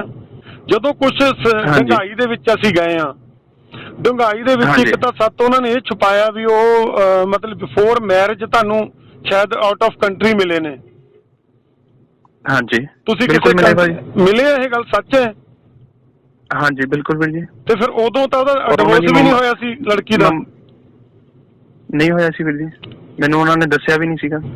ਤੁਹਾਨੂੰ ਦੱਸਿਆ ਵੀ ਨਹੀਂ ਸੀ ਵੀ ਮੈਂ ਮੇਰੀ ਕੋਈ ਕੇਸ ਜਾਂ ਡਿਵੋਰਸ ਦਾ ਚੱਲਦਾ? ਨਹੀਂ ਵੀਰ ਜੀ, ਮੈਨੂੰ ਤੇ ਈਵਨ ਮੇਰੇ ਕੋਲੋਂ ਪੇਪਰ ਲੈ ਲਿੱਤੇ ਗਏ ਡਿਵੋਰਸ ਦੇ, ਜੋ ਕਿ ਉਹਦੇ ਕੋਲੇ ਨੇ। ਹਾਂ, ਉਹ ਮੇਰੇ ਕੋਲੇ ਨਹੀਂ ਗਏ। ਮੇਰੇ ਕੋਲੇ ਹੁੰਦੇ ਤਾਂ ਵੀਰ ਜੀ, ਜੇ ਕੀ ਕਹਿੰਦੇ ਮੈਂ ਵਿਸ਼ਵਾਸ ਨਾ ਕਰਦਾ ਤੇ ਮੈਂ ਵੀ ਕਹਿੰਦਾ ਬਈ ਮੈਨੂੰ ਵੀ ਦਿਖਾਓ। ਹਾਂਜੀ ਜੀ ਜੀ। ਤੇ ਮੈਂ ਭਾਈ ਮੇਰਾ ਨਾਮ ਜੋ ਹੈ ਨਾ ਭਗਤ ਸਿੰਘ, ਮੈਨੂੰ ਉਸ ਦੀ ਉਹ ਸ਼ਰਮ ਕਰਨੀ ਪੈਂਦੀ ਤੇ ਮੈਂ ਜੇ ਕੋਈ ਕੰਮ ਕਰਾਂਗਾ ਤਾਂ ਸਭ ਤੋਂ ਪਹਿਲਾਂ ਮੈਨੂੰ ਪਤਾ ਮੇਰੇ ਵੱਲ ਨੂੰ 10 ਉਂਗਲੀਆਂ ਹੋਣੀਆਂ, ਜੇ ਦੂਜੇ ਪਾਸੇ ਨੂੰ ਹੋਏਗੀ ਤੇ ਇੱਕ ਹੋਏਗੀ। ਹਾਂਜੀ, ਮੇਰੀ ਬਸ ਇੱਕ ਵੀਕਨੈਸ ਸੀਗੀ ਕਿ ਮੈਂ ਭਾਜੀ ਇਮੋਸ਼ਨਲ ਸੀਗਾ, ਔਰ ਇਮੋਸ਼ਨਸ ਹੋਣ ਦਾ ਕਾਰਨ ਇਹ ਸੀਗਾ ਕਿ ਜੋ ਚਲੋ ਘਰਦਿਆਂ ਵੱਲੋਂ ਸੰਸਕਾਰ ਮਿਲਦੇ ਉਹ ਤਾਂ ਅਲੱਗ ਚੀਜ਼ ਹੈ। ਇੱਕ ਜੋ ਮੈਂ ਪਹਿਲਾਂ ਪ੍ਰੋਬਲਮ ਚੋਂ ਫੇਸ ਕੀਤੀ ਪਹਿਲਾਂ, ਜੋ ਮੇਰੀ ਮਤਲਬ ਕੀ ਕਹਿੰਦੇ ਵੀ ਉਹਦੇ ਨਾਲ ਮੈਨੂੰ ਕਾਫੀ ਉਹ ਡੈਮੇਜ ਹੋਈ ਹੈ ਨਾ ਜੀ, ਬੰਦਾ ਇਮੋਸ਼ਨਲੀ ਹੋ ਜਾਂਦਾ। ਕਿ ਜੋ ਮੇਰੀ ਪਹਿਲਾਂ ਇੱਥੇ ਮੈਰਿਜ ਹੋਈ ਸੀ ਵੀਰ ਜੀ, ਡਿਵੋਰਸ ਹੋਇਆ ਜੀ, ਉਹ ਕੁੜੀ ਕਰੈਕਟਰ ਪੱਖੋਂ ਹਰ ਚੀਜ਼ ਪੱਖੋਂ ਬਹੁਤ ਨਾਈਸ ਸੀਗੀ, ਨੋ ਡਾਊਟ। ਸਾਡੇ ਸਿਰਫ ਇੱਕ ਓਪੀਨੀਅਨ ਡਿਫਰੈਂਟ ਸੀਗੇ, ਅਪਾਰਟ ਫਰੋਮ ਦੈਟ ਹੋਰ ਕੋਈ ਗੱਲ ਨਹੀਂ ਸੀਗੀ। ਹੁਣ ਵੀਰ ਜੀ ਇਹਨੇ ਮੈਨੂੰ 1.5 ਸਾਲ ਤੱਕ ਅਲੱਗ ਰੱਖਿਆ ਉੱਥੇ, ਇਮੋਸ਼ਨਲੀ ਟੌਰਚਰ ਕਰਕੇ। ਕਿ ਮਤਲਬ ਇੱਥੇ ਤੋਂ 4 ਘੰਟੇ ਦੀ ਫਲਾਈਟ ਹੈ ਜਿੱਥੇ ਮੈਂ ਰਹਿ ਰਿਹਾ ਸੀਗਾ। ਮੈਂ ਮੈਲਬਨ ਸ਼ਹਿਰ 'ਚ ਰਹਿ ਰਿਹਾ ਸੀ ਪਹਿਲਾਂ। ਜੋ ਮੇਰੀ ਕਰੰਟ ਮਿਸਿਸ ਆ ਅਮਨਦੀਪ ਕੌਰ ਦੇ ਕਹਿਣ ਦੇ ਉੱਪਰ, ਤੇ ਇਹ ਕਹਿ ਰਹੀ ਕਿ ਮੈਂ ਮੈਂਟਲੀ ਟੌਰਚਰ ਕੀਤਾ। ਮੈਂਟਲੀ ਟੌਰਚਰ ਭਾਜੀ ਇਹਨੂੰ ਕਹਿੰਦੇ ਆ ਜਦ ਤੁਹਾਡੇ ਕੋਲ ਤੁਸੀਂ ਆਪਣੇ ਬੱਚੇ ਨੂੰ ਦੇਖਣ ਨੂੰ ਤਰਸ ਰਹੇ ਹੋ, ਹੈਨਾ, ਤੁਸੀਂ ਚਾਹ ਕੇ ਨਾ ਮਿਲ ਸਕਦੇ ਹੋ। ਕਾਲ ਜੇ ਭਾਜੀ ਮੇਰੇ ਵੱਲੋਂ ਲੱਗੀ ਹੈ ਨਾ, ਤਾਂ ਕਾਲ ਇਹਦੇ ਵੱਲੋਂ ਵੀ ਤਾਂ ਲੱਗੀ ਹੋਏਗੀ। ਮੈਂ ਤੁਹਾਨੂੰ ਧੱਕੇ ਨਾਲ ਤੇ ਨਹੀਂ ਕਾਲ ਲਾ ਕੇ ਰੱਖ ਸਕਦਾ, ਬਟਨ ਤੁਹਾਡੇ ਹੱਥ 'ਚ ਵੀਰ ਜੀ, ਤੁਸੀਂ ਕੱਟ ਸਕਦੇ ਤੇ ਤੁਸੀਂ ਕੱਟ ਸਕਦੇ ਹੋ ਵੀਰ ਜੀ, ਬਿਲਕੁਲ ਨਾ। ਤੇ ਹੁਣ ਗੱਲ ਜੇ ਆਂਦੀ ਹੈ ਬਲੈਕਮੇਲ ਦੀ ਗੱਲ, ਮੈਂ ਇੱਥੇ ਦੂਰ ਬੈਠਾ ਦੱਸੋ ਕੀ ਬਲੈਕਮੇਲ ਕਰ ਲਾਂਗਾ? ਬਲੈਕਮੇਲ ਤਾਂ ਮੈਨੂੰ ਕੀਤਾ ਜਾ ਰਿਹਾ, ਹਾਂਜੀ। ਤੇ ਸਾਰਾ ਕੁਝ ਝੂਠ ਦਿਖਾ ਕੇ ਕਰਕੇ, ਤੇ ਮੈਨੂੰ ਸਮਝ ਨਹੀਂ ਆ ਰਹੀ ਕਿ ਮੈਨੂੰ ਹਰਾਸਮੈਂਟ, ਮੇਰੇ ਵਰਗਾ ਬੰਦਾ ਦਾ ਦਿਹਾੜੀ ਲਾਉਂਦਾ ਇੱਥੇ ਜੌਬ ਕਰਦਾ। ਉਸ ਟਾਈਮ ਮੈਂ ਵਧੀਆ ਬਿਜ਼ਨਸ ਵਾਲੀ ਆਪਣੀ ਮਾਰਕੀਟਿੰਗ ਜੌਬ ਤੇ ਸੀਗਾ, ਮੈਂ ਚੇਂਜ ਕੀਤਾ। ਇੱਕ ਮੈਂ ਹੋਰ ਇਸ ਲੜਕੀ ਨੂੰ ਹਲੇ ਸਾਡਾ ਫੋਨ ਤੇ ਜਿਹੜੀਆਂ ਹੁਣ ਗੱਲਾਂ, ਇਹਦਾ ਪੱਖ ਰਿਕਾਰਡ ਕਰਨ ਤੋਂ ਬਾਅਦ ਕੁਝ ਗੱਲਾਂ ਤੇ ਅਸੀਂ ਨਤੀਜੇ ਤੇ ਪਹੁੰਚੇ ਆ। ਤੁਹਾਡੀ ਜਿਹੜੀ ਮੈਰਿਜ ਹੋਈ ਹੈ ਇਹਦੇ ਨਾਲ ਆ ਕੇ ਇੱਥੇ, ਜਿਹੜਾ ਇਹ ਲੜਕੀ ਦਾ ਪਹਿਲਾ ਡਿਵੋਰਸ ਹੋਇਆ ਉਹ ਤੁਹਾਡੀ ਮੈਰਿਜ ਤੋਂ ਬਾਅਦ ਹੋਇਆ? ਕਿਉਂਕਿ ਵੀਰ ਜੀ ਮੇਰੇ ਨਾਲ ਫਰਾਡ ਕੀਤਾ ਗਿਆ ਫਿਰ। ਤੁਹਾਨੂੰ ਪਤਾ ਨਹੀਂ ਸੀ ਵੀ ਇਹਦਾ ਡਿਵੋਰਸ ਹਲੇ ਹੋਇਆ ਨਹੀਂ? ਨਹੀਂ ਵੀਰ ਜੀ, ਮੈਨੂੰ ਕੁਝ ਨਹੀਂ ਦੱਸਿਆ ਗਿਆ ਇਹਨਾਂ ਨੇ ਇਸ ਚੀਜ਼ ਬਾਰੇ। ਹਾਂ, ਇਹਨੇ ਮੈਨੂੰ ਪ੍ਰੈਸ਼ਰ ਜ਼ਰੂਰ ਕੀਤਾ ਹਰ ਚੀਜ਼ ਨੂੰ ਕਿ ਤੂੰ ਏਦਾਂ ਬੋਲ, ਏਦਾਂ ਕਰ। ਦੇਖੋ ਭਾਜੀ, ਇਹ ਕਹਿੰਦੀ ਕਿ ਮੈਂ ਰਹਿਣਾ ਨਹੀਂ ਚਾਹੁੰਦੀ, ਮੈਂ ਇਹਨੂੰ ਕਿਹਾ ਮੈਂ ਤੇਰੇ ਨਾਲ ਰਹਿਣਾ ਚਾਹਨਾ, ਮੈਂ ਇਹਨੂੰ ਕਿਹਾ ਮੈਂ ਤੇਰੇ ਨਾਲ ਆਉਣਾ ਚਾਹਨਾ, ਮੈਂ ਇੱਥੇ ਇੰਡੀਆ ਆਉਣਾ ਚਾਹਨਾ, ਰਹਿਣਾ ਚਾਹਨਾ। ਮੈਨੇ ਲੋਕਾਂ ਕੋਲੋਂ ਮਿੰਨਤਾਂ ਕਰਾ ਲੀਆਂ, ਸਭ ਕੁਝ ਕਰ ਲਿਆ, ਔਰ ਇਹ ਕਹਿੰਦੀ ਕਿ ਨਹੀਂ। ਦ ਰੀਜ਼ਨ ਇਜ਼ ਕਿ ਉਹਨੂੰ ਇਹ ਸੀਗਾ ਕਿ ਭਾਜੀ ਜਾਂ ਤਾਂ ਘਰਦਿਆਂ ਦੀ ਪ੍ਰਾਪਰਟੀ ਹੁੰਦੀ ਨਾਲ, ਜਿਸ ਪਰਪਸ ਕਰਕੇ ਵਿਆਹ ਕਰਾਇਆ ਗਿਆ। ਦੂਸਰਾ ਪਰਪਸ ਸੀਗਾ ਮੇਰਾ ਇਹਨੂੰ ਆਸਟ੍ਰੇਲੀਆ ਲੈ ਕੇ ਆਉਣ ਦਾ, ਠੀਕ ਹੈ ਜੀ। ਮੈਨੂੰ ਜਦੋਂ ਉੱਥੇ ਮਤਲਬ ਮੈਨੂੰ ਪੂਰਾ ਇੱਕ ਪ੍ਰੋਸੀਜਰ 'ਚ ਬੁਲਾਇਆ ਗਿਆ, ਪਹਿਲਾਂ ਉੱਥੇ ਬਾਹਰਲੀ ਕੰਟਰੀ 'ਚ ਬੁਲਾਇਆ ਗਿਆ, ਉਸ ਤੋਂ ਬਾਅਦ ਉੱਥੇ ਤੋਂ ਮੈਨੂੰ ਤਾਂ ਇੰਡੀਆ ਆਉਣ ਲਈ ਵੀ ਮੇਰਾ ਪਲਾਨ ਸੀਗਾ ਵੀਰ ਜੀ। ਮੇਰੇ ਕੋਲ ਅਮਰੀਕਾ ਦਾ ਵੀਜ਼ਾ ਲੱਗਿਆ ਸੀ 10 ਸਾਲ ਦਾ, ਤੇ ਮੈਨੂੰ ਐ ਸੀ ਵੀ ਚਲੋ ਮੈਂ ਉੱਥੇ ਕੰਟਰੀ ਆਊਟ ਕਰਕੇ ਟਰੈਵਲ ਕਰਕੇ ਆ ਜਾਣਾ। ਮੇਰੇ ਮਾਮਾ ਜੀ ਦੀ ਜੋ ਡਾਟਰ ਸੀਗੀ ਉਹ ਢਿੱਲੇ ਸੀਗੇ, ਹੈ ਨਾ, ਉਹਦਾ ਸੀਰੀਅਸ ਆਪਰੇਸ਼ਨ ਹੋ ਰਿਹਾ ਸੀਗਾ, ਤੇ ਮੈਨੂੰ ਐ ਸੀ ਚਲੋ ਕਿ ਉੱਧਰ ਮੈਂ ਮਿਲ ਆਊਂਗਾ। ਤੇ ਇਨ ਬਿਟਵੀਨ ਮਤਲਬ ਕੀ ਕਹਿੰਦੇ ਕਿ ਮੇਰੀ ਇਹਦੇ ਨਾਲ ਜੋ ਗੱਲਬਾਤ ਹੋਈ ਫੋਨ ਤੇ, ਇਹਦੀ ਮੰਮਾ ਨੇ ਕਿਹਾ ਕਿ ਤੁਸੀਂ ਬਾਹਰ ਆ ਜਾਓ ਤੇ ਤੁਹਾਡੀ ਮੈਰਿਜ ਵਗੈਰਾ ਤੁਸੀਂ ਉੱਥੇ ਕਰਾ ਲੈਂਦੇ ਹੋ, ਸਾਨੂੰ ਐਕਸੈਪਟ ਹੈ। ਕਿਹੜੀ ਕੰਟਰੀ ਤੁਸੀਂ ਬੁਲਾਇਆ? ਚਲੋ ਠੀਕ ਹੈ ਜੀ, ਮੈਨੂੰ ਥਾਈਲੈਂਡ ਬੁਲਾਇਆ ਗਿਆ ਜੀ। ਇਧਰੋਂ ਮੇਰੀ ਲਾਈਫ ਦੀ, ਹਾਂਜੀ, ਇਧਰੋਂ ਮੇਰੀ ਲਾਈਫ ਦੀ ਸਾਰੀ ਸੇਵਿੰਗ ਵਗੈਰਾ ਸਭ ਕੁਝ ਯੂਜ਼ ਹੋ ਰਹੀ ਆ, ਤੇ ਮੈਂ ਇੱਕ ਟਰਸਟ ਤੇ ਆ ਰਿਹਾ ਕਿ ਹੁਣ ਸਾਡੀ ਮੈਰਿਜ ਹੋਏਗੀ, ਸਭ ਕੁਝ ਓਕੇ ਹੋ ਜਾਏਗਾ। ਮੈਨੂੰ ਨਹੀਂ ਦੱਸਿਆ ਗਿਆ ਕਿ ਇੰਡੀਆ ਕਿਉਂ ਨਹੀਂ ਮੈਰਿਜ ਹੋਏਗੀ। ਤੇ ਉਸ ਤੋਂ ਬਾਅਦ ਚ ਤੇ ਉਹ, ਹਾਂਜੀ, ਉਹ ਕਹਿੰਦੇ ਕਿ ਹੁਣ ਇਹਨੂੰ ਹੋਰ ਕੰਟਰੀ ਦੇ ਵਿੱਚ ਘੁਮਾਓ ਕਰੋ, ਤੇ ਐਕਚੁਅਲੀ ਕਿਸੇ ਉਹ ਕੰਟਰੀਆਂ ਦੇ ਸਟੈਂਪਾਂ ਲਗਵਾ ਰਹੇ ਸੀ ਖਰਚੇ ਮੇਰੇ ਤੇ, ਓਕੇ, ਤੇ ਕਰਕੇ ਕਿ ਵੀ ਉੱਥੇ। ਉਸ ਤੋਂ ਬਾਅਦ ਕਹਿੰਦੇ ਕਿ ਹੁਣ ਕੰਬੋਡੀਆ ਗਏ ਤੇ ਉੱਥੇ ਪੈਸੇ ਖਤਮ ਹੋ ਗਏ। ਹੁਣ ਭਾਜੀ ਇੰਨੇ ਅਸੀਂ ਟਾਟਾ ਬਿਰਲਾ ਤੇ ਹੈ ਨਹੀਂ ਕੋਈ ਜਿਹੜੇ ਕਿ, ਹੈ ਨਾ ਭਾਜੀ, ਕਿ ਆਪਣੇ 1.5-2 ਮਹੀਨੇ ਤੁਸੀਂ ਬਾਹਰਲੀ ਕੰਟਰੀ ਦੇ ਵਿੱਚ ਰਹੋਗੇ ਹੋਟਲਾਂ ਦੇ ਵਿੱਚ। ਮੈਂ ਤਾਂ ਅੱਜ ਤੱਕ ਹੋਟਲ ਦਾ ਮੂੰਹ ਨਹੀਂ ਵੇਖਿਆ ਸੀ, ਤੇ ਨਾ ਹੀ ਲੋੜ ਪਈ ਕਦੇ ਮਤਲਬ ਕੀ ਕਹਿੰਦੇ ਸਾਨੂੰ ਕਿਤੇ ਬਾਹਰ ਰਹਿਣ ਦੀ, ਕਿਉਂਕਿ ਜਿੱਥੇ ਮੇਰੇ ਫੈਮਿਲੀ ਦੇ ਨਾਲ ਰਹੇ। ਆਫਟਰ ਮੈਰਿਜ ਗਏ ਫਿਰ? ਭਾਜੀ ਮੈਰਿਜ ਤੇ ਹੋਈ ਨਹੀਂ ਨਾ, ਪਰ ਨਹੀਂ ਉੱਥੇ ਤੁਸੀਂ ਜਿਹੜੀ ਗੁਰੂ ਘਰ ਦੇ ਵਿੱਚ ਦੀ ਗੱਲ ਕਰਦਾ ਮੈਂ, ਜਿੱਥੇ ਤੁਸੀਂ ਆ ਤੁਹਾਡੇ ਸਰਟੀਫਿਕੇਟ ਬਣਾਇਆ ਗੁਰਦੁਆਰਾ ਸਾਹਿਬ ਦਾ, ਉਹ ਕਰਦਾ ਹੈ? ਹਾਂਜੀ, ਉਹ ਵੀਰ ਜੀ ਇੱਥੇ ਇੰਡੀਆ ਆ ਕੇ ਬਣਿਆ, ਤੇ ਉੱਥੇ ਤੋਂ ਮੈਨੂੰ ਇਹ ਕਹਿੰਦੇ ਕਿ ਬਾਹਰ ਘੁੰਮਣ ਤੋਂ ਬਾਅਦ ਆ ਕੇ ਤੁਸੀਂ ਇਹ ਕੁਝ ਬਣਿਆ? ਹਾਂਜੀ ਵੀਰ ਜੀ, ਇੱਥੇ ਆ ਕੇ ਬਣਿਆ, ਕਿਉਂਕਿ ਉੱਥੇ ਵਾਲੇ ਨੂੰ ਉਹਨੇ ਕਹਿੰਦੇ ਕਿ ਗੁਰੂ ਘਰ ਮੂਹਰੇ ਅਰਦਾਸ ਹੋ ਗਈ। ਮੇਰੇ ਲਈ ਤਾਂ ਗੁਰੂ ਮੂਹਰੇ ਹੀ ਸਭ ਕੁਝ ਹੈ ਜੀ। ਮੈਨੂੰ ਜੋ ਕਹਿ ਕੇ ਕਿਹਾ ਗਿਆ ਪਹਿਲੇ ਦਿਨ, ਮੈਨੂੰ ਜਿਹੜੇ ਤਰੀਕੇ ਨੇ ਟਰੀਟ ਕੀਤਾ, ਮੈਨੂੰ ਉਹ ਵੀ ਯਾਦ ਹੈ ਕਿ ਮੈਂ ਇਹਨੂੰ ਕਿਹਾ ਕਿ ਬਈ ਮੇਰੇ ਤੋਂ ਥੋੜਾ ਜਿਹਾ ਡਿਸਟੈਂਸ ਰੱਖਣਾ, ਜਦ ਤੱਕ ਕਿ ਇਸ ਚੀਜ਼ ਨੂੰ ਲੈ ਕੇ ਆਪਾਂ ਨਹੀਂ, ਕਿਸੇ ਵੀ ਚੀਜ਼ ਨੂੰ ਲੈ ਕੇ ਕਿ ਗਲਤ ਹੋ ਸਕਦਾ, ਜਦ ਤੱਕ ਆਪਾਂ ਬਾਬਾ ਜੀ ਦੇ ਮੂਹਰੇ ਨਹੀਂ ਐਕਸੈਪਟ ਕਰਦੇ ਕਿਸੇ ਵੀ ਚੀਜ਼ ਨੂੰ ਜੀ। ਤੇ ਉਸ ਤੋਂ ਬਾਅਦ ਚਲੋ ਉਹ ਤਾਂ ਭਾਜੀ ਜੋ ਬਾਹਰ ਦਾ ਵਾਪਰਿਆ, ਮੈਨੂੰ ਉੱਥੇ ਕਿਹਾ ਗਿਆ ਕਿ ਪੈਸੇ ਖਤਮ ਹੋ ਗਏ, ਤੇ ਮੈਂ ਕਿਹਾ ਬਈ ਹੁਣ ਆਸਟ੍ਰੇਲੀਆ ਚੱਲਦਾ ਤੇ ਆਪਾਂ ਉਸ ਤੋਂ ਬਾਅਦ ਆਪਾਂ ਅੱਗੇ ਮਤਲਬ ਜੋ ਰਹਿਣ ਦਾ ਜਾਂ ਇਕੱਠੇ ਹੋਣ ਦਾ ਪ੍ਰੋਗਰਾਮ ਕਰਦੇ ਹਾਂ। ਤੇ ਕਹਿੰਦੀ ਕਿ ਨਹੀਂ ਤੁਸੀਂ ਇੰਡੀਆ ਚੱਲੋ, ਕਿਉਂਕਿ ਮੰਮਾ ਮੇਰੇ ਕਹਿ ਰਹੇ ਕਿ ਹੁਣ ਰਿਸ਼ਤੇਦਾਰਾਂ ਦੇ ਮੂਹਰੇ ਵਿਆਹ ਕਰਾਉਣਾ ਆ। ਓਕੇ। ਤੇ ਮੈਂ ਕਿਹਾ ਬਈ ਹੁਣ ਤੇ ਪੈਸੇ ਤਾਂ ਹੈ ਨਹੀਂ ਆਪਣੇ ਕੋਲੇ, ਮੈਂ ਤਾਂ ਆਪਣੀ ਸਾਰੀ ਸੇਵਿੰਗ ਵੀ ਲਗਾ ਦਿੱਤੀ। ਮੈਂ ਤੇਰੇ ਕਰਕੇ ਅਮਰੀਕਾ ਜਾਣਾ ਸੀ, ਉਹ ਵੀ ਕੈਂਸਲ ਕਰਤਾ ਸਭ ਕੁਝ। ਉਧਰ ਦੇ 1.5 ਲੱਖ ਭਾਜੀ ਮੇਰੀ ਫਲਾਈਟਾਂ ਦੇ ਇਨਵੈਸਟ ਕਰਾਤਾ ਇਹਨਾਂ ਨੇ, ਚੇਂਜਾਂ ਕਰਕੇ। ਕਦੇ ਮਲੇਸ਼ੀਆ ਜਾਣਾ, ਉੱਥੇ ਦਾ ਵੀਜ਼ਾ ਨਹੀਂ ਲੱਗ ਰਿਹਾ, ਤੇ ਇਹਨੂੰ ਚੇਂਜ ਕਰੋ, ਤੇ ਇਹਦੀ ਫਲਾਈਟ ਲਓ, ਕੈਂਸਲ ਕਰੋ। ਹੁਣ ਪੈਸੇ ਤੇ ਲੱਗ ਰਹੇ ਭਾਜੀ ਮੇਰੇ ਤਾਂ ਸਾਰੇ, ਕਿਉਂਕਿ ਮੇਰੇ ਲਈ ਤਾਂ ਪੈਸੇ ਦੀ ਵੈਲਿਊ ਜਿਹਨੇ ਦਿਹਾੜੀਆਂ ਲਾ ਕੇ ਕਮਾਏ ਆ। ਉਸ ਤੋਂ ਬਾਅਦ ਭਾਜੀ ਕੀ ਕਹਿੰਦੇ ਆ ਵੀ ਇਹ ਮੈਨੂੰ ਕਹਿੰਦੇ ਇੰਡੀਆ ਆਓ ਤੇ ਅਸੀਂ ਤੁਹਾਨੂੰ ਕੀ ਕਹਿੰਦੇ ਵੀ ਮੈਂ 40,000 ਰੁਪਇਆ ਲੋਨ ਲੈ ਲੈਣਾ, ਤੇ ਉਹਦੇ ਉੱਪਰ ਆਪਣਾ ਖਰਚਾ ਹੋ ਜਾਏਗਾ, ਤੇ ਉਸ ਤੋਂ ਬਾਅਦ ਚ ਤੁਸੀਂ ਵਾਪਸ ਚਲੇ ਜਾਣਾ। ਤੇ ਮੈਂ ਕਿਹਾ ਚਲੋ ਠੀਕ ਹੈ, ਵਿਆਹ ਕਰਦੇ ਆ। ਫਿਰ ਡਰ ਵੀ ਕਾਹਦਾ, ਤੇ ਚਲੋ ਜਿਵੇਂ ਇਹਨਾਂ ਦੇ ਕਹਿਣੇ ਤੇ ਆ ਗਿਆ। ਉੱਥੇ ਆਇਆ ਜੀ, ਤੇ ਇਹਨੇ ਆਪਣੇ ਕੀ ਕਹਿੰਦੇ ਵੀ ਉੱਥੇ ਕੋਈ ਪੈਸਾ ਨਹੀਂ। ਫਿਰ ਮੈਂ ਲੋਕਾਂ ਕੋਲੋਂ ਮੰਗ ਕੇ, ਹਾਂ ਕੋਈ ਕਹਿੰਦੇ ਹੈ ਹੀ ਨਹੀਂ, ਮਿਲ ਰਿਹਾ ਕੁਛ ਨਹੀਂ ਜੀ। ਮੈਂ ਉਸ ਟਾਈਮ ਕਰਜ਼ੇ ਚ ਆਇਆ 1.5 ਲੱਖ ਦੇ ਥੱਲੇ। ਘਰਦਿਆਂ ਦੇ ਨਾਲ ਤਾਂ ਕੱਟ ਆਫ ਉਹਨਾਂ ਨੇ ਉਦੋਂ ਹੀ ਕਰਤਾ ਸੀ ਜਦੋਂ ਉਹਨਾਂ ਨੂੰ ਇਹਦੀ ਪਤਾ ਲੱਗਿਆ। ਐਕਚੁਅਲੀ ਇਹਦੇ ਗਲਤ ਰਿਲੇਸ਼ਨ ਪਾਸਟ ਦੇ ਵਿੱਚ ਰਹੇ ਆ ਕਾਫੀ, ਤੇ ਉਹ ਇੱਕ ਇੱਕ ਕਰਕੇ ਸਾਹਮਣੇ ਆਏ ਸਾਡੇ ਬਾਹਰ। ਤੇ ਵੀਰ ਜੀ ਮੇਰੀ ਐਕਸ ਮਿਸਿਸ ਨੇ ਮੈਨੂੰ ਇਸ ਚੀਜ਼ ਤੇ ਕਮੈਂਟ ਕੀਤਾ ਸੀ, ਤੇ ਮੈਨੂੰ ਹਲੇ ਵੀ ਯਾਦ ਆਉਂਦੀ ਹੈ ਉਹ ਗੱਲ। ਤੇ ਉਹਨੇ ਮੈਨੂੰ ਲੱਗਿਆ ਉਸ ਟਾਈਮ ਕਿ ਜੈਲਸੀ ਨਹੀਂ ਬੋਲਿਆ, ਪਰ ਗੱਲ ਤੇ ਉਹਦੀ ਸੱਚੀ ਹੀ ਨਿਕਲੀ। ਕਹਿੰਦੀ ਕਿ ਇੱਕ ਸ਼ਰੀਫ ਘਰ ਦੀ ਕੁੜੀ ਹੋ ਕੇ ਭਗਤ ਕਿ ਐਡਾ ਵੱਡਾ ਕਦਮ ਕਿਵੇਂ ਕੋਈ ਚੱਕ ਸਕਦਾ। ਤੂੰ ਬਾਹਰਲੀ ਕੰਟਰੀ ਚੱਲਿਆ, ਉਹਨੂੰ ਥੋੜੀ ਪਤਾ ਕਿ ਤੂੰ ਅੱਛਾ ਇਨਸਾਨ ਹੈ, ਕਿਆ ਪਤਾ ਕੋਈ ਵੀ ਬੰਦਾ ਕੋਈ ਵੀ ਨੁਕਸਾਨ ਕਰ ਦੇ ਉੱਥੇ। ਕੋਈ ਫੇਸਬੁੱਕ ਤੇ ਸੋਸ਼ਲ ਮੀਡੀਆ ਤੇ ਕਿੱਡੇ ਵੱਡੇ ਧੋਖੇ ਲੋਕਾਂ ਨਾਲ ਹੋ ਰਹੇ ਨੇ। ਹਾਂ ਤੇ ਉਹ ਕਹਿੰਦੀ ਕਿ ਏਦਾਂ ਕਦਮ ਚੱਕ ਹੀ ਨਹੀਂ ਸਕਦੀ ਸ਼ਰੀਫ ਘਰ ਦੀ ਕੁੜੀ। ਮੈਂ ਕਿਹਾ ਤੂੰ ਜੈਲਸ ਕਰਦੀ ਵੀ ਤੂੰ ਤਾਂ ਬੋਲਿਆ, ਤੇ ਮੈਂ ਉਸ ਟਾਈਮ ਉਸਦੀ ਉਹ ਗੱਲ ਨੂੰ ਇਗਨੋਰ ਕੀਤਾ। ਤੇ ਹੁਣ ਗੱਲ ਇਹ ਸੀਗੀ ਕਿ ਬਾਅਦ ਚੋਂ ਭਾਜੀ ਇਹਨੇ ਵਿਆਹ ਹੋਣ ਤੋਂ ਬਾਅਦ ਸਾਰੀਆਂ ਗੱਲਾਂ ਐਕਸੈਪਟ ਕੀਤੀਆਂ। ਕਹਿੰਦੇ ਕਿ ਮੈਂ ਤੇਰੇ ਲਈ ਬਾਹਰ ਆਉਣ ਲਈ ਵਿਆਹ ਕਰਾਇਆ ਸੀ। ਤੇ ਹਾਂਜੀ ਇਹਦੇ ਮੂੰਹ ਦੀਆਂ ਕਹੀਆਂ ਗੱਲਾਂ ਨੇ ਵੀਰ ਜੀ। ਮੈਂ ਤੁਹਾਨੂੰ ਇੱਕ ਗੱਲ ਦੱਸਾਂ, ਮੈਂ ਪਤਾ ਨਹੀਂ ਕਿਉਂ ਇੰਨਾ ਬੇਸ਼ਰਮ ਹੋ ਗਿਆ ਕਿ ਮੈਂ ਸਾਰੀਆਂ ਚੀਜ਼ਾਂ ਇਹਦੀਆਂ ਚੱਲੀਆਂ ਤੇ ਐਕਸੈਪਟ ਕਰਕੇ, ਮੈਂ ਕਿਹਾ ਸਿਰਫ ਇਸ ਕਰਕੇ ਕਿ ਮੈਂ ਕਿਹਾ ਕਿ ਗੁਰੂ ਮੂਹਰੇ ਵਿਆਹ ਕਰਾਇਆ, ਤੇ ਪਹਿਲੀ ਲਾਮ ਜਦ ਪੜ੍ਹਦੇ ਆ ਨਾ ਤਾਂ ਉਹ ਚ ਪਹਿਲੀ ਚੀਜ਼ ਇਹ ਕਹਿੰਦੇ ਕਿ ਮੈਂ ਜ਼ਿੰਮੇਵਾਰੀ ਚੱਕੀ ਹੈ। ਤੇ ਮੈਂ ਕਿਹਾ ਬਈ ਜਦੋਂ ਜ਼ਿੰਮੇਵਾਰੀ ਚੱਕ ਲਈ ਤੇ ਚੱਕ ਲਈ ਆ। ਹੁਣ ਜਦ ਇਸ ਤੋਂ ਬਾਅਦ ਜੇ ਇਹਦੀ ਕੋਈ ਗੱਲ ਆਉਂਦੀ ਹੈ ਤੇ ਮੇਰਾ ਇਹਦਾ ਲੈਣ ਦੇਣ ਕੋਈ ਨਹੀਂ। ਜਦ ਤੱਕ ਨਹੀਂ ਹੈ ਕਿ ਹੁਣ ਕਿਸੇ ਨੂੰ ਮੌਕਾ ਦੇ ਦੇਣਾ ਚਾਹੀਦਾ, ਕਿ ਹਰ ਇਨਸਾਨ ਨੂੰ ਇੱਕ ਮੌਕਾ ਮਿਲਣਾ ਚਾਹੀਦਾ। ਮੈਂ ਇਸ ਆਸ ਦੇ ਵਿੱਚ ਤੁਰਿਆ ਨਾਲੇ ਦੇ ਸਾਬੇ ਦਾ ਪਾਸ ਦੇ ਨੇ ਜੋ ਕੁਝ ਬਾਅਦ ਚੋਂ ਵਿਆਹ ਤੋਂ ਬਾਅਦ ਪਤਾ ਲੱਗਿਆ ਵੀ ਤੁਹਾਡੇ ਮੈਰਿਜ ਜਿਹੜੀ ਤੁਸੀਂ ਗੁਰੂ ਘਰ ਚ ਕਰਾਈ ਉੱਥੇ ਜਾ ਕੇ ਅਲੱਗ ਡਿਸਟ੍ਰਿਕਟ ਚ ਕਿਸੇ ਚ ਹੋਰ ਚ, ਠੀਕ ਹੈ। ਉਸ ਤੋਂ ਬਾਅਦ ਇਹਨਾਂ ਨੂੰ ਡਿਵੋਰਸ ਮਿਲਿਆ। ਉਸ ਤੋਂ ਬਾਅਦ ਕਿਉਂਕਿ ਮੈਂ ਹੁਣ ਪੇਪਰ ਸਾਰੇ ਰੀਡ ਕੀਤੇ ਨੇ, ਤੁਹਾਡੀ ਮੈਰਿਜ ਨਵੰਬਰ ਚ ਹੋ ਰਹੀ ਹੈ, ਇਹਨਾਂ ਨੂੰ ਡਿਵੋਰਸ ਦਸੰਬਰ ਚ ਮਿਲ ਰਿਹਾ ਹੈ। ਓਕੇ, ਇਹਨਾਂ ਨੂੰ ਡਿਵੋਰਸ ਜਿਹੜਾ ਮਿਲਿਆ ਪਹਿਲਾਂ ਮੈਰਿਜ ਕੀਤੀ ਸੀ ਇੱਕ ਵਾਰੀ ਇਹਨੇ, ਤੇ ਬਟ ਇਹਨੇ ਮੈਨੂੰ ਇਹ ਗੱਲ ਕਹੀ ਵੀ ਕਹਿੰਦੀ ਕਿ ਮੇਰਾ ਤਾਂ ਪਹਿਲਾਂ ਹੀ ਮਤਲਬ ਸਾਰਾ ਕੁਝ ਹੋ ਗਿਆ ਸੀਗਾ, ਬਸ ਇੱਕ ਪੇਪਰ ਵਰਕ ਜੋ ਸੀਗਾ ਉਹ ਬਾਅਦ ਚੋਂ ਮਿਲਿਆ। ਭਾਜੀ ਪੇਪਰ ਵਰਕ ਕੋਰਟ ਦੇ ਆਰਡਰਾਂ ਨੂੰ ਜਦੋਂ ਤੁਹਾਨੂੰ ਕੋਰਟ ਆਰਡਰ ਦਊਗੀ, ਡਿਸੀਜਨ ਦਊਗੀ, ਉਦੋਂ ਤੁਸੀਂ ਮੰਨੋਗੇ ਜਾਂ ਪਹਿਲਾਂ ਹੀ ਮੰਨ ਲਓਗੇ ਮੈਂ ਕੇਸ ਜਿੱਤ ਗਿਆ ਜਾਂ ਹਾਰ ਗਿਆ? ਵੀਰ ਜੀ ਮੈਨੂੰ ਇੱਕ ਗੱਲ ਦੱਸੋ, ਮੈਂ ਇੰਨੀ ਦੂਰ ਆਸਟ੍ਰੇਲੀਆ 'ਚ ਬੈਠਾ ਬੰਦਾ ਕਿੱਥੇ ਕਿੱਥੇ ਹੋਵੇ ਤੇ ਕਿੰਨਾ ਉੱਥੇ ਜਾ ਕੇ ਇਨਕੁਆਇਰੀਆਂ ਕਿਆ ਕਰਦਾ ਫਿਰੂੰਗਾ ਦੱਸੋ। ਤੁਸੀਂ ਮੇਰੀ ਜਗ੍ਹਾ 2 ਮਿੰਟ ਮੇਰੇ ਸ਼ੂਜ਼ ਚੋ ਕੇ ਦੇਖੋ। ਜੇ ਬੰਦੇ ਦੀ ਸਭ ਤੋਂ ਬੜੀ ਸਪੋਰਟ ਹੁੰਦੀ ਉਹਦੇ ਘਰ ਦੇ, ਠੀਕ ਹੈ ਜੀ। ਮੇਰੇ ਕੋਲ ਘਰਦਿਆਂ ਨੇ ਪਹਿਲੀ ਸ਼ਰਤ ਰੱਖ ਦਿੱਤੀ ਕਿ ਬਈ ਜਾਂ ਤਾਂ ਤੂੰ ਇਹਦੇ ਨਾਲ ਵਿਆਹ ਕਰਾ ਲਾ ਤੇ ਨਹੀਂ ਅਸੀਂ ਤੈਨੂੰ ਬੇਦਖਲ ਕਰ ਦੇਣਾ। ਤੇ ਉੱਪਰ ਦੀ ਬਦਨਾਮ ਵੀ ਮੈਨੂੰ ਹੀ ਕੀਤਾ ਜਾ ਰਿਹਾ। ਵੀਰ ਜੀ ਇਹਨੇ ਲਾਲਚ ਦੇ ਵਿੱਚ ਪਹਿਲਾਂ ਵੀ ਗਲਤ ਜਗ੍ਹਾ ਰਿਲੇਸ਼ਨ ਬਣਾਏ ਤੇ ਗਲਤ ਹੀ ਇਹਦੀਆਂ ਚੀਜ਼ਾਂ ਸਾਹਮਣੇ ਆਈਆਂ ਮੇਰੇ।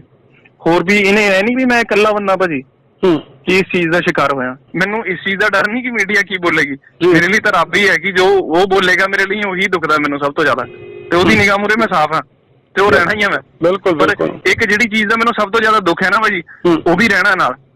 ਇਹਨੇ ਮੈਨੂੰ ਮੇਰੇ ਬੱਚੇ ਤੋਂ 1.5 ਸਾਲ ਲਈ ਦੂਰ ਵੀ ਕੀਤਾ, ਔਰ ਇਸ ਲਈ ਕੀਤਾ ਕਿ ਇਹ ਨਹੀਂ ਕਿ ਮੈਨੂੰ ਪਿਆਰ ਕਰਦੀ। ਮੈਨੂੰ ਪਿਆਰ ਕਰਦੀ ਹੁੰਦੀ ਨਾ ਭਾਜੀ ਮੇਰੇ ਲਈ ਪੂਰੀ ਤਰ੍ਹਾਂ ਇਹ ਸੱਚੀ ਹੋਵੇ ਨਾ, ਅੱਜ ਦੀ ਡੇਟ 'ਚ ਵੀ ਇਹਦੇ 'ਚ ਨਿਸ਼ਠਾ ਹੋਵੇ, 1.5 ਸਾਲ ਭਾਜੀ ਉਹ ਬੱਚੇ ਦੇ ਨਾਲ ਆਪਣੇ ਨਾਲ ਰਹਿ ਰਹੀ ਹੈ, ਔਰ ਉਹ ਇਲਜ਼ਾਮ ਵੀ ਮੇਰੇ ਤੇ ਲਾ ਰਹੀ ਕਿ ਮੈਂਟਲੀ ਹਰਾਸ ਕਰ ਰਿਹਾ। ਠੀਕ ਹੈ ਜੀ, ਪਹਿਲਾਂ ਘਰਦਿਆਂ ਨੇ ਮੈਨੂੰ ਕਿਹਾ ਕਿ ਬੇਦਖਲ ਕਰ ਦੇਣਾ, ਮੈਂ ਕਿਹਾ ਜੀ ਕਰ ਦੋ।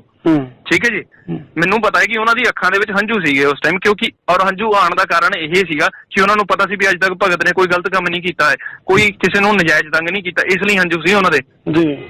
ਤੇ ਮੈਨੂੰ ਮੇਰੇ ਅੰਦਰ ਕੋਈ ਪੈਸੇ ਦਾ ਲਾਲਚ ਨਹੀਂ ਸੀ, ਜੇ ਹੁੰਦਾ ਤਾਂ ਮੈਂ ਪ੍ਰਾਪਰਟੀ ਸਭ ਤੋਂ ਪਹਿਲਾਂ ਆਪਣੇ ਕੰਟਰੋਲ 'ਚ ਕਰਦਾ। ਜੇ ਕਹਿੰਦਾ ਕਿ ਨਹੀਂ ਬਈ ਮੈਨੂੰ ਪ੍ਰਾਪਰਟੀ ਜ਼ਰੂਰੀ ਹੈ, ਕੁੜੀ ਤਾਂ ਮੈਨੂੰ ਆਸਟ੍ਰੇਲੀਆ 'ਚ ਘਾਟ ਨਹੀਂ ਹੈਗੀ ਕੋਈ।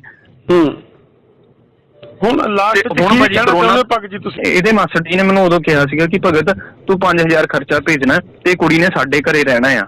ਅੱਛਾ, ਉਦੋਂ ਤੱਕ ਹਾਂਜੀ, ਕਿ ਕਿਉਂਕਿ ਘਰ ਦੇ ਵਿੱਚ ਕੋਈ ਖਰਚਾ ਨਹੀਂ ਆਉਂਦਾ ਆਪਣੇ ਘਰ 'ਚ ਰਹਿਣ ਦਾ, ਬਟ ਸਟਿਲ ਤੂੰ ਚਲੋ ਉਹਦੀ ਬੇਸਿਕ ਨੀਡਸ ਪੂਰੀ ਕਰਨ ਲਈ ਜਾਂ ਕੁਝ ਬੱਚੇ ਦੀ ਲਗਾ ਲਓ ਜਾਂ ਉਸ ਚੀਜ਼ ਲਈ ਤੂੰ ਤੇ ਖਰਚਾ ਪੂਰਾ ਕਰਨ ਲਈ ਤੂੰ ਇਹ ਭੇਜਣਾ। ਮੈਂ ਉਹ ਵੀ ਭੇਜਿਆ ਜੀ, ਉੱਪਰ ਵੀ ਭੇਜਿਆ, ਮੇਰੇ ਕੋਲ ਹਰ ਚੀਜ਼ ਦਾ ਕੱਲੀ ਦਾ ਪ੍ਰੂਫ ਹੈ। ਇਹਦੇ ਵਿੱਚ ਵੀ ਇਹਨਾਂ ਨੇ ਇਹ ਕਿਹਾ ਵੀ ਮੈਨੂੰ ਉਹਨੇ ਅਲੱਗ-ਅਲੱਗ ਜਗ੍ਹਾ ਤੇ ਰਹਿਣ ਲਈ ਮਜਬੂਰ ਕੀਤਾ, ਕਦੇ ਲੁਧਿਆਣੇ ਕਿਸੇ ਦੋਸਤਾਂ ਦੇ ਘਰ ਕਿਹਾ ਇੱਥੇ ਰਹਿ, ਕਦੇ ਚੰਡੀਗੜ੍ਹ ਕਿਹਾ ਇੱਥੇ ਰਹਿ। ਵਾਹਿਗੁਰੂ ਭਾਜੀ, ਤੁਸੀਂ ਏਦਾਂ ਕਰੋ, ਮੇਰੀ ਵੀ ਛੱਡੋ ਉਹਦੀ ਵੀ ਛੱਡੋ, ਤੁਸੀਂ ਪਿੰਡ ਦੇ ਲੋਕਾਂ ਨੂੰ ਪੁੱਛ ਲਓ ਕੀ ਹੋਇਆ ਕਿ ਇਹਦੀ ਮੰਮਾ ਨੇ ਇਹਨੂੰ ਥੱਪੜ ਬਹੁਤ ਮਾਰੇ ਹੈ ਨਾ ਬੁਰੀ ਤਰ੍ਹਾਂ, ਔਰ ਉਹ ਇਹਦੀ ਮੰਮੀ ਨੇ ਐਲੀਗੇਸ਼ਨ ਲਗਾਇਆ ਕਿ ਦਵਾਈ ਖਾਣ ਲੱਗੀ ਸੀ। ਪਹਿਲਾਂ ਇਹਨੇ 2 ਵਾਰੀ 2 ਮੁੰਡਿਆਂ ਮਗਰ ਗੋਲੀਆਂ ਖਾਧੀਆਂ ਨੇ ਤੇ ਆਤਮ ਹੱਤਿਆ ਦੀ ਕੋਸ਼ਿਸ਼ ਕੀਤੀ ਹੈ। ਠੀਕ ਹੈ ਜੀ, ਮੈਂ ਡਰਦੇ ਨੇ ਇਹਨੂੰ, ਪਹਿਲੇ ਵਾਲੀ ਦੀ ਜਦੋਂ ਮੈਰਿਜ ਹੋਈ ਸੀ ਉਹ ਵੀ ਵਿਚਾਰਾ ਸਪੇਨ 'ਚ, ਉਹਦਾ ਹੀ ਬੱਚਾ ਹੈ ਭਾਜੀ, ਉਹਨੂੰ ਇੰਨਾ ਹਰਾਸ ਕੀਤਾ। ਉਹਦਾ ਮੇਰੇ ਖਿਆਲ 4-5 ਦਿਨ ਪਹਿਲਾਂ ਮੈਨੂੰ ਫੋਨ ਆਇਆ ਸੀ ਇੱਕ ਵਾਰੀ, ਮੈਂ ਕਿਹਾ ਵੀਰੇ ਦੇਖ ਮੇਰਾ ਤਾਂ ਕੋਈ ਲੈਣ ਦੇਣ ਨਹੀਂ, ਮੈਂ ਤਾਂ ਦੂਰ ਬੈਠਾ।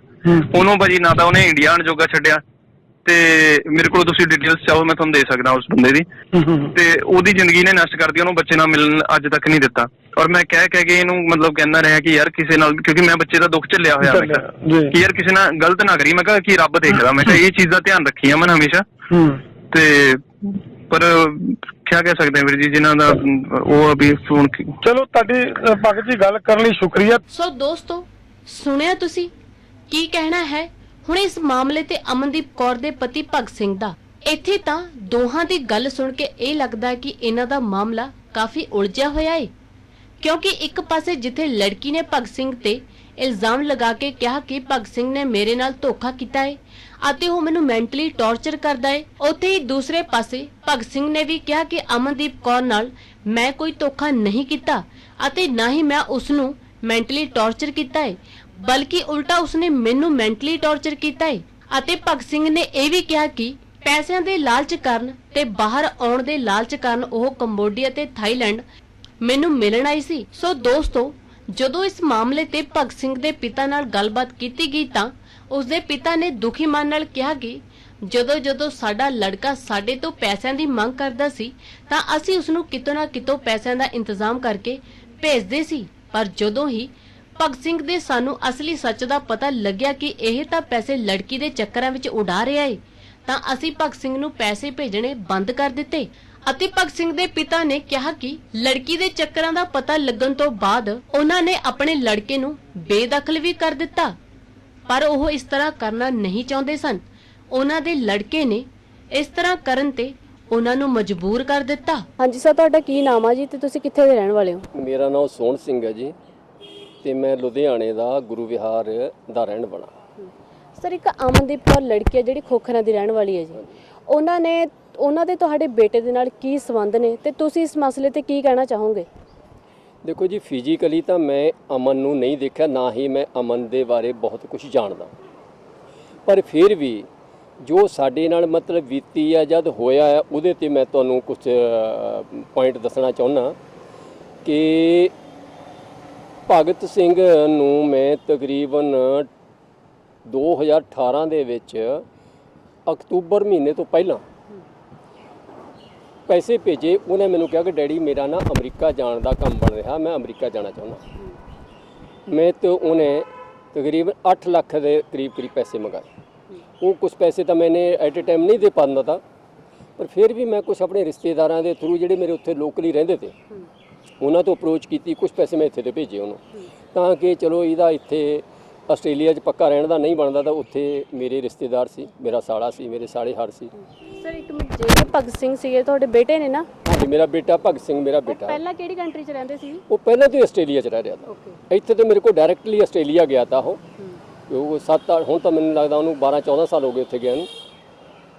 ਉਸ ਤੋਂ ਪਹਿਲਾਂ ਉੱਥੇ ਉਹਨਾਂ ਨੂੰ ਮੈਂ ਜਦ ਪੈਸੇ ਭੇਜੇ ਤਾਂ ਮੈਨੂੰ ਇਹ ਪਤਾ ਨਹੀਂ ਹੈ ਵੀ ਮੈਂ ਉਹਦਾ ਬੰਦੋਬਸਤ ਅਮਰੀਕਾ 'ਚ ਵੀ ਕਰ ਦਿੱਤਾ। ਉੱਥੇ ਸਾਲੇ ਹਾਰ ਤੇ ਉਹਨੂੰ ਸਾਲੇ ਨੂੰ ਕਹਿ ਕੇ ਉਹ ਕਹਿੰਦੇ ਚਲੋ ਅਸੀਂ ਇਹਨੂੰ ਸਰਵਾਈਵ ਕਰਾਂਗੇ। ਇਹ ਉੱਥੇ ਜਾਣ ਦੀ ਬਜਾਏ ਇਹ ਤਕਰੀਬਨ 14 ਤਰੀਕ ਅਕਤੂਬਰ ਦੀ ਉੱਥੇ ਤੇ ਇਹ ਮੈਨੂੰ 2018 ਉਹ ਅਮਰੀਕਾ ਜਾਣ ਦੀ ਬਜਾਏ ਇਹ ਥਾਈਲੈਂਡ ਆ ਜਾਂਦਾ। ਥਾਈਲੈਂਡ ਤੋਂ ਇਹੀ ਫੋਨ ਕਰਦਾ ਕਿ ਮੈਂ ਥਾਈਲੈਂਡ ਆ ਗਿਆ। ਮੈਂ ਕਿਹਾ ਕੀ ਗੱਲ ਤੂੰ ਅਮਰੀਕਾ ਜਾ ਰਿਹਾ ਤਾਂ ਕਿਉਂ? ਮੈਨੂੰ ਅਮਰੀਕਾ ਤੋਂ ਵੀ ਫੋਨ ਆਉਣ ਲੱਗ ਗਏ ਕਿ ਅਮਰੀਕਾ ਨਹੀਂ ਪਹੁੰਚਿਆ ਹਲੇ। ਇਹ ਕਹਿ ਰਿਹਾ ਕਿ ਨਹੀਂ ਡੈਡੀ, ਕਹਿੰਦਾ ਮੈਂ ਇੱਥੇ ਨਾ 2-3 ਕੰਟਰੀ 'ਚ ਘੁੰਮ ਕੇ ਵੀਜ਼ਾ ਪੱਕਾ ਹੋ ਜਾਂਦਾ, ਇਸ ਕਰਕੇ ਮੈਂ ਇੱਥੇ ਘੁੰਮ ਰਿਹਾ। ਮੈਨੂੰ ਇਹਨਾਂ ਗੱਲਾਂ ਦੇ ਬਾਰੇ ਗਿਆਨ ਨਹੀਂ, ਤਾਂ ਮੈਂ ਸ਼ਾਇਦ ਆਮ ਕਰਕੇ ਮੈਂ ਸੁਣਦਾ ਕਿ ਇੱਥੇ ਬੱਚੇ ਘੁੰਮਦੇ ਇੱਧਰ ਉੱਧਰ, ਸ਼ਾਇਦ ਇਹਦੇ ਕਰਕੇ ਵੀਜ਼ਾ ਪੱਕਾ ਹੋ ਜਾਏਗਾ। ਤਾਂ ਉਹ ਉੱਥੇ ਘੁੰਮਦਾ ਰਿਹਾ ਇਹ, ਤਾਂ ਮੈਨੂੰ ਇਹ ਦੱਸ ਦਿੰਦਾ ਤਾਂ ਮੈਂ ਆਹ ਹੋਟਲ 'ਚ ਰੁਕਿਆ, ਇਹਦੇ 'ਚ ਰੁਕਿਆ। ਫਿਰ ਵੀ ਉੱਥੇ ਵੀ ਇਹਦੇ ਕੋਲ ਪੈਸੇ ਮੁੱਕ ਗਏ ਇੱਕ ਦਿਨ, ਅਤੇ ਮੈਨੂੰ ਰਾਤ ਨੂੰ ਫੋਨ ਕਰਦਾ ਇਹ ਕਿ ਡੈਡੀ ਮੇਰੇ ਕੋਲ ਪੈਸੇ ਹੈ ਨਹੀਂ, ਮੈਨੂੰ ਆਹ ਹੋਟਲ ਦੇ ਵਿੱਚ, ਨਹੀਂ ਤਾਂ ਮੈਨੂੰ ਅਰੈਸਟ ਕਰ ਦੇਣਗੇ। ਫਿਰ ਵੀ ਮੈਂ ਬਹੁਤ ਮੁਸ਼ਕਿਲ ਦੇ ਨਾਲ ਇੱਥੇ ਨਹੀਂ, ਮੈਂ ਆਸਟ੍ਰੇਲੀਆ ਤੋਂ ਇਹਨੂੰ ਕੁਝ ਪੈਸੇ ਆਪਣੀ ਬੇਟੀ ਨੂੰ ਬੋਲ ਕੇ, ਜਦ ਕਿ ਅੱਧੀ ਰਾਤ ਨੂੰ ਮੈਂ ਕਿਤੇ ਕੁਝ ਜਾ ਨਹੀਂ ਸਕਦਾ ਤਾਂ ਮੈਨੂੰ ਫਿਕਰ ਬਹੁਤ ਹੋ ਗਿਆ। ਅਸੀਂ ਦੋਵੇਂ ਪਰੇਸ਼ਾਨ ਹੋ ਗਏ, ਮੈਂ ਤੇ ਮੇਰੀ ਮਿਸਿਜ। ਉੱਥੇ ਤੇ ਮੇਰੀ ਬੇਟੀ ਨੇ ਵੀ ਮੁਸ਼ਕਿਲ ਦੇ ਨਾਲ ਇਹਨੂੰ ਕਿਤੇ ਰਾਈਟ ਲੈਫਟ ਤੋਂ ਕਰਕੇ 50,000 ਰੁਪਏ ਭੇਜਿਆ। ਉਹ ਅਮਰੀਕਾ ਜਾਣ ਦੀ ਬਜਾਏ ਇਹ ਥਾਈਲੈਂਡ ਆ ਜਾਂਦਾ। ਥਾਈਲੈਂਡ ਤੋਂ ਇਹੀ ਫੋਨ ਕਰਦਾ ਕਿ ਮੈਂ ਥਾਈਲੈਂਡ ਆ ਗਿਆ। ਮੈਂ ਕਿਹਾ ਕੀ ਗੱਲ ਤੂੰ ਅਮਰੀਕਾ ਜਾ ਰਿਹਾ ਤਾਂ ਕਿਉਂ? ਮੈਨੂੰ ਅਮਰੀਕਾ ਤੋਂ ਵੀ ਫੋਨ ਆਉਣ ਲੱਗ ਗਏ ਕਿ ਅਮਰੀਕਾ ਨਹੀਂ ਪਹੁੰਚਿਆ ਹਲੇ। ਅਤੇ ਮੈਨੂੰ ਰਾਤ ਨੂੰ ਫੋਨ ਕਰਦਾ ਇਹ ਕਿ ਡੈਡੀ ਮੇਰੇ ਕੋਲ ਪੈਸੇ ਹੈ ਨਹੀਂ, ਮੈਨੂੰ ਆਹ ਹੋਟਲ ਦੇ ਵਿੱਚ, ਨਹੀਂ ਤਾਂ ਮੈਨੂੰ ਅਰੈਸਟ ਕਰ ਦੇਣਗੇ। ਫਿਰ ਵੀ ਮੈਂ ਬਹੁਤ ਮੁਸ਼ਕਿਲ ਦੇ ਨਾਲ ਇੱਥੇ ਨਹੀਂ, ਮੈਂ ਆਸਟ੍ਰੇਲੀਆ ਤੋਂ ਇਹਨੂੰ ਕੁਝ ਪੈਸੇ ਆਪਣੀ ਬੇਟੀ ਨੂੰ ਬੋਲ ਕੇ, ਲੇਕਿਨ ਉਦੋਂ ਕਹਿੰਦਾ ਕਿ ਮੈਂ ਤਾਂ ਕਹਿੰਦਾ ਅਮਨ ਦੇ ਨਾਲ ਹੀ ਰਹਿਣਾ। ਮੈਂ ਅਮਨ ਦੇ ਨਾਲ ਥਾਈਲੈਂਡ ਘੁੰਮਿਆ, ਮੈਂ ਅਮਨ ਥਾਈਲੈਂਡ ਤੋਂ ਮੈਨੂੰ ਅਮਨ ਲੈ ਕੇ ਆਈ ਆ ਨਾਲ। ਉਸ ਤੋਂ ਬਾਅਦ ਫਿਰ ਇਹਨਾਂ ਦਾ ਪਿੰਡ ਦੇ ਲੋਕਾਂ ਤੋਂ ਪਤਾ ਲੱਗਦਾ ਰਿਹਾ ਜੀ, ਇਹਨੂੰ ਵਿਆਹ ਕਰਾਉਣ ਨੂੰ ਕਦੇ ਕਿਤੇ ਲਿਜਾਣੀ ਆ, ਕਦੇ ਕਿਤੇ, ਹਾਂਜੀ ਇੱਧਰ ਉੱਧਰ। ਪਰ ਉਹ ਪਿੰਡ ਵਾਲਿਆਂ ਨੇ ਨਹੀਂ ਇਹਦਾ ਵਿਆਹ ਹੋਣ ਦਿੱਤਾ। ਜਾਂ ਪਿੰਡ ਦੇ ਗੁਰਦੁਆਰੇ ਗਏ, ਫਿਰ ਇਹਦੇ ਫਤਿਹਪੁਰ ਦੇ ਗੁਰਦੁਆਰੇ ਉੱਥੇ ਗਏ, ਜੰਡ ਸਾਹਿਬ ਦੇ ਗੁਰਦੁਆਰਾ ਸਾਹਿਬ, ਉੱਥੇ ਦੇ ਪ੍ਰਧਾਨ ਨੇ ਵੀ ਨਹੀਂ ਹੋਣ ਦਿੱਤਾ। ਫਿਰ ਉਹੀ ਪਿੰਡ ਫਤਿਹਪੁਰ ਬਿਲਕੁਲ ਜੰਡ ਸਾਹਿਬ ਦੇ ਨਾਲ ਆ, ਉੱਥੇ ਇਹਨਾਂ ਨੇ 2 ਫੇਰੇ ਕਰਾਏ, ਲੋਕਾਂ ਨੇ ਉੱਥੇ ਦੇ ਵੀ ਇਹਨਾਂ ਨੂੰ ਭਜਾਤੇ। ਪਰ ਹੁਣ ਮਤਲਬ ਇੱਦਾਂ ਪਤਾ ਲੱਗ ਰਿਹਾ ਕਿਤੇ ਤੋਂ ਸੁਣ ਸੁਣਾ ਕੇ ਕਿ ਇਹਨਾਂ ਨੇ ਕਿਤੇ ਵਿਆਹ ਕਰਾ ਲਿਆ, ਕਿਤੇ ਹੋਰ ਜਾ ਕੇ ਕਰਾ ਲਿਆ, ਕਿਤੇ ਕਰਾ ਲਿਆ, ਇਹ ਸਾਨੂੰ ਨਹੀਂ ਪਤਾ ਹੈ। ਦੂਸਰੀ ਚੀਜ਼ ਹੈ, ਸਾਨੂੰ ਇਹ ਭਗਤ ਸਿੰਘ ਤੋਂ ਹੀ ਪਤਾ ਲੱਗਿਆ ਤਾਂ ਕਿ ਇਹ ਇਧਰ ਥਾਈਲੈਂਡ ਘੁੰਮਦੀ ਰਹੀ। ਥਾਈਲੈਂਡ ਇਹ ਵਿਆਹ ਤੋਂ ਪਹਿਲਾਂ ਇੱਕ ਸਾਈਡ ਤੇ ਇਹਦਾ ਡਿਵੋਰਸ ਨਹੀਂ ਹੋਇਆ, ਕੇਸ ਇਹਦਾ ਅੰਡਰ ਟ੍ਰਾਇਲ ਹੈ। ਔਰ ਉਸ ਤੋਂ ਪਹਿਲਾਂ ਇਹ ਗੈਰ ਮਰਦ ਦੇ ਨਾਲ ਜਾ ਕੇ ਇਹ ਥਾਈਲੈਂਡ ਕੰਬੋਡੀਆ ਇਹ ਘੁੰਮ ਰਹੀ ਆ। ਜਦ ਤੱਕ ਸਾਨੂੰ ਨਹੀਂ ਪਤਾ, ਹਾਲਾਂ ਤੱਕ ਭਗਤ ਤੋਂ ਮੈਨੂੰ ਫੋਨ ਆ ਰਿਹਾ ਤਾਂ, ਕਿਉਂਕਿ ਮੈਂ ਉਹਨੂੰ ਅਮਰੀਕਾ ਭੇਜਿਆ ਤਾਂ ਉਹ ਕਹਿੰਦਾ ਮੈਂ ਥਾਈਲੈਂਡ ਕੰਬੋਡੀਆ ਭੇਜ ਰਿਹਾ ਫਿਰ ਰਿਹਾ। ਆਹ ਫਲਾਣੀ ਮੇਰੀ ਡਰਾਈਵਰ ਆ, ਫਲਾਣੇ ਮੈਂ ਹੋਟਲ 'ਚ ਰੁਕਿਆ ਹੋਇਆ। ਇਹਦਾ ਮਤਲਬ ਇਹ ਕੰਬੋਡੀਆ ਤੇ ਲੈ ਕੇ ਥਾਈਲੈਂਡ ਦੇ ਵਿੱਚ ਇਹ ਕਿਵੇਂ ਘੁੰਮਦੀ ਰਹੀ ਆ? ਕਿਆ ਮਤਲਬ ਕਿਆ ਇਹ ਸਭ ਕੁਝ ਜਾਇਜ਼ ਹੈ? ਇੱਕ ਇਹ ਫਰਾਡ ਨਹੀਂ ਆ? ਇਹ ਕਹਿ ਰਹੀ ਆ ਕਿ ਮੈਂ ਇੱਕ ਸਾਈਡ ਤੇ, ਇਹਦਾ ਮਤਲਬ ਇਹ ਐਟ ਏ ਟਾਈਮ 2 ਮਰਦਾਂ ਨੂੰ ਜੇਬ 'ਚ ਪਾ ਕੇ, ਇੱਕ ਨੂੰ ਜੇਬ 'ਚ, ਇੱਕ ਨੂੰ ਹੱਥ 'ਚ ਲੈ ਕੇ ਫਿਰ ਰਹੀ ਹੈ। ਹੁਣ ਤੁਸੀਂ ਕੀ ਕਹਿਣਾ ਚਾਹ ਰਹੇ ਹੋ ਸਰ? ਮੈਂ ਤਾਂ ਹੁਣ ਇਹੀ ਕਹਿਣਾ ਚਾਹੁੰਦਾ ਜੀ ਕਿ ਹਰ ਇੱਕ ਜਗ੍ਹਾ ਤੇ NRI ਲੜਕੇ ਹੀ ਗਲਤ ਨਹੀਂ ਹੈ। ਉਹਨਾਂ ਨੂੰ ਆਪਣੇ ਪ੍ਰੇਮ ਜਾਲ ਦੇ ਵਿੱਚ ਫਸਾ ਕੇ ਕਿੰਨੀਆਂ ਲੜਕੀਆਂ, ਕਿੰਨੇ NRI ਦੀ ਲਾਈਫ ਖਰਾਬ ਕਰ ਰਹੀਆਂ। ਮੈਂ ਜਸਟ ਚਾਹੁੰਦਾ ਕਿ ਜਿੰਨੇ NRI ਅੱਜ ਇੰਡੀਆ ਆਪਣੇ ਮਾਂ-ਬਾਪ ਕੋਲ ਆਪਣੇ ਬੱਚਿਆਂ ਨੂੰ ਮਿਲਣ ਲਈ ਤਰਸਦੇ ਆ, ਉਹਨਾਂ ਦਾ ਰਸਤਾ ਇਹਨਾਂ ਨੇ ਸਾਰਾ ਬਲੌਕ ਕੀਤਾ। ਉਹਨਾਂ ਨੂੰ ਜਸਟਿਸ ਚਾਹੀਦਾ। ਉਹਦੇ ਨਾਲ ਇੱਕ ਭਗਤ ਸਿੰਘ ਵੀ ਆ, ਬੇਸ਼ੱਕ ਮੈਂ ਉਹਨੂੰ ਆਪਣੇ ਆਪ ਤੋਂ ਫਾਰਗ ਕਰਤਾ, ਉਹ ਵੀ ਭਗਤ ਸਿੰਘ ਵੀ ਇਸੇ ਲਾਈਨ 'ਚ, ਉਹਨੂੰ ਵੀ ਜਸਟਿਸ ਚਾਹੀਦਾ। ਇਸ ਪੂਰੇ ਮਾਮਲੇ ਤੇ ਇੱਕ ਵੱਡਾ ਸਵਾਲ ਖੜਾ ਹੁੰਦਾ ਹੈ ਕਿ ਬੱਚਿਆਂ ਦੀ ਕੀਤੀ ਗਲਤੀ ਤੇ ਹਮੇਸ਼ਾ ਮਾਤਾ-ਪਿਤਾ ਨੂੰ ਰੋਣਾ ਪੈਂਦਾ ਹੈ। ਤੇ ਇਸ ਮਾਮਲੇ ਵਿੱਚ ਪਹਿਲਾਂ ਤਾਂ ਲੜਕੀ ਲੜਕੇ ਤੇ ਧੋਖੇ ਦੇ ਇਲਜ਼ਾਮ ਲਗਾਉਂਦੀ ਹੈ ਤੇ ਇੱਥੋਂ ਦੇ ਪ੍ਰਸ਼ਾਸਨ ਨੂੰ ਵੀ ਗਲਤ ਆਖਦੀ ਹੈ, ਅਤੇ ਲੜਕੀ ਆਖਦੀ ਹੈ ਕਿ ਇੱਥੋਂ ਦਾ ਕਾਨੂੰਨ ਲੜਕੀਆਂ ਨਾਲ ਇਨਸਾਫ ਨਹੀਂ ਕਰਦਾ, ਅਤੇ ਲੜਕੀ ਨਾਲ ਇਹ ਵੀ ਆਖਦੀ ਹੈ ਕਿ ਕਈ NRI ਲੜਕੇ ਇਸੇ ਤਰ੍ਹਾਂ ਲੜਕੀਆਂ ਨਾਲ ਧੋਖਾ ਕਰਦੇ ਨੇ ਅਤੇ ਉਹਨਾਂ ਦੀ ਇੱਜ਼ਤ ਨਾਲ ਖੇਡ ਕੇ ਇੱਥੋਂ ਬਾਹਰ ਤੁਰ ਜਾਂਦੇ ਨੇ। ਪਰ ਇੱਥੇ ਹੀ ਬਸ ਨਹੀਂ ਹੁੰਦੀ, ਬਲਕਿ ਕੁਝ ਕੁ ਲੜਕੀਆਂ ਵੀ ਬਾਹਰ ਜਾਣ ਦੇ ਚੱਕਰ 'ਚ ਜਾਂ ਫਿਰ ਪੈਸਿਆਂ ਦੇ ਲਾਲਚ 'ਚ ਵਿਆਹ ਕਰਵਾ ਲੈਂਦੀਆਂ ਨੇ। ਸੋ ਇਸ ਕਰਕੇ ਅਸੀਂ ਇੱਕ ਵਾਰ ਫਿਰ ਤੁਹਾਨੂੰ ਇਹੀ ਆਖਦੇ ਹਾਂ ਕਿ ਤਾੜੀ ਹਮੇਸ਼ਾ ਇੱਕ ਹੱਥ ਨਾਲ ਨਹੀਂ ਵੱਜਦੀ। ਸਮੱਸਿਆ ਕੋਈ ਵੀ ਹੋਵੇ, ਜੜ ਤੋਂ ਖਤਮ। ਮੇਰੇ ਕੀਤੇ ਨੂੰ ਕੋਈ ਕੱਟ ਨਹੀਂ ਸਕਦਾ, ਕੱਟਣ ਵਾਲੇ ਨੂੰ ਮੂੰਹ ਮੰਗਿਆ ਇਨਾਮ। ਜਿਵੇਂ ਮਨ ਚ ਆਇਆ ਪਿਆਰ, ਪਤੀ ਪਤਨੀ ਚ ਅਣਬਣ, ਕਾਲੇ ਜਾਦੂ ਦਾ ਖਾਤਮਾ, ਵਸ਼ੀਕਰਨ, ਲਾਟਰੀ ਨੰਬਰ ਪਾਓ।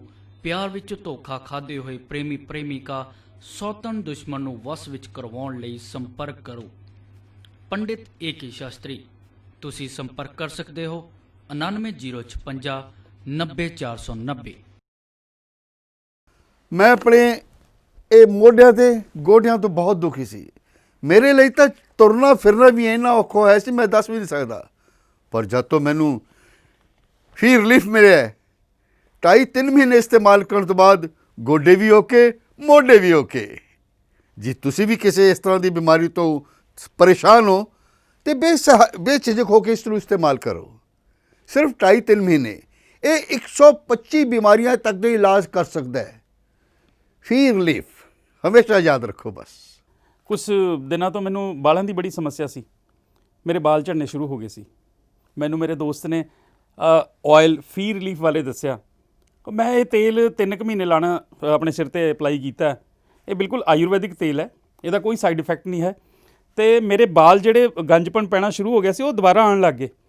तो मैनू तो बड़ा फायदा दिता इसने। जे तुहानू भी किसी इस तरह की प्रॉब्लम का तुसीं सामना कर रहे हो तो ये तेल लाना ना भुल्लो।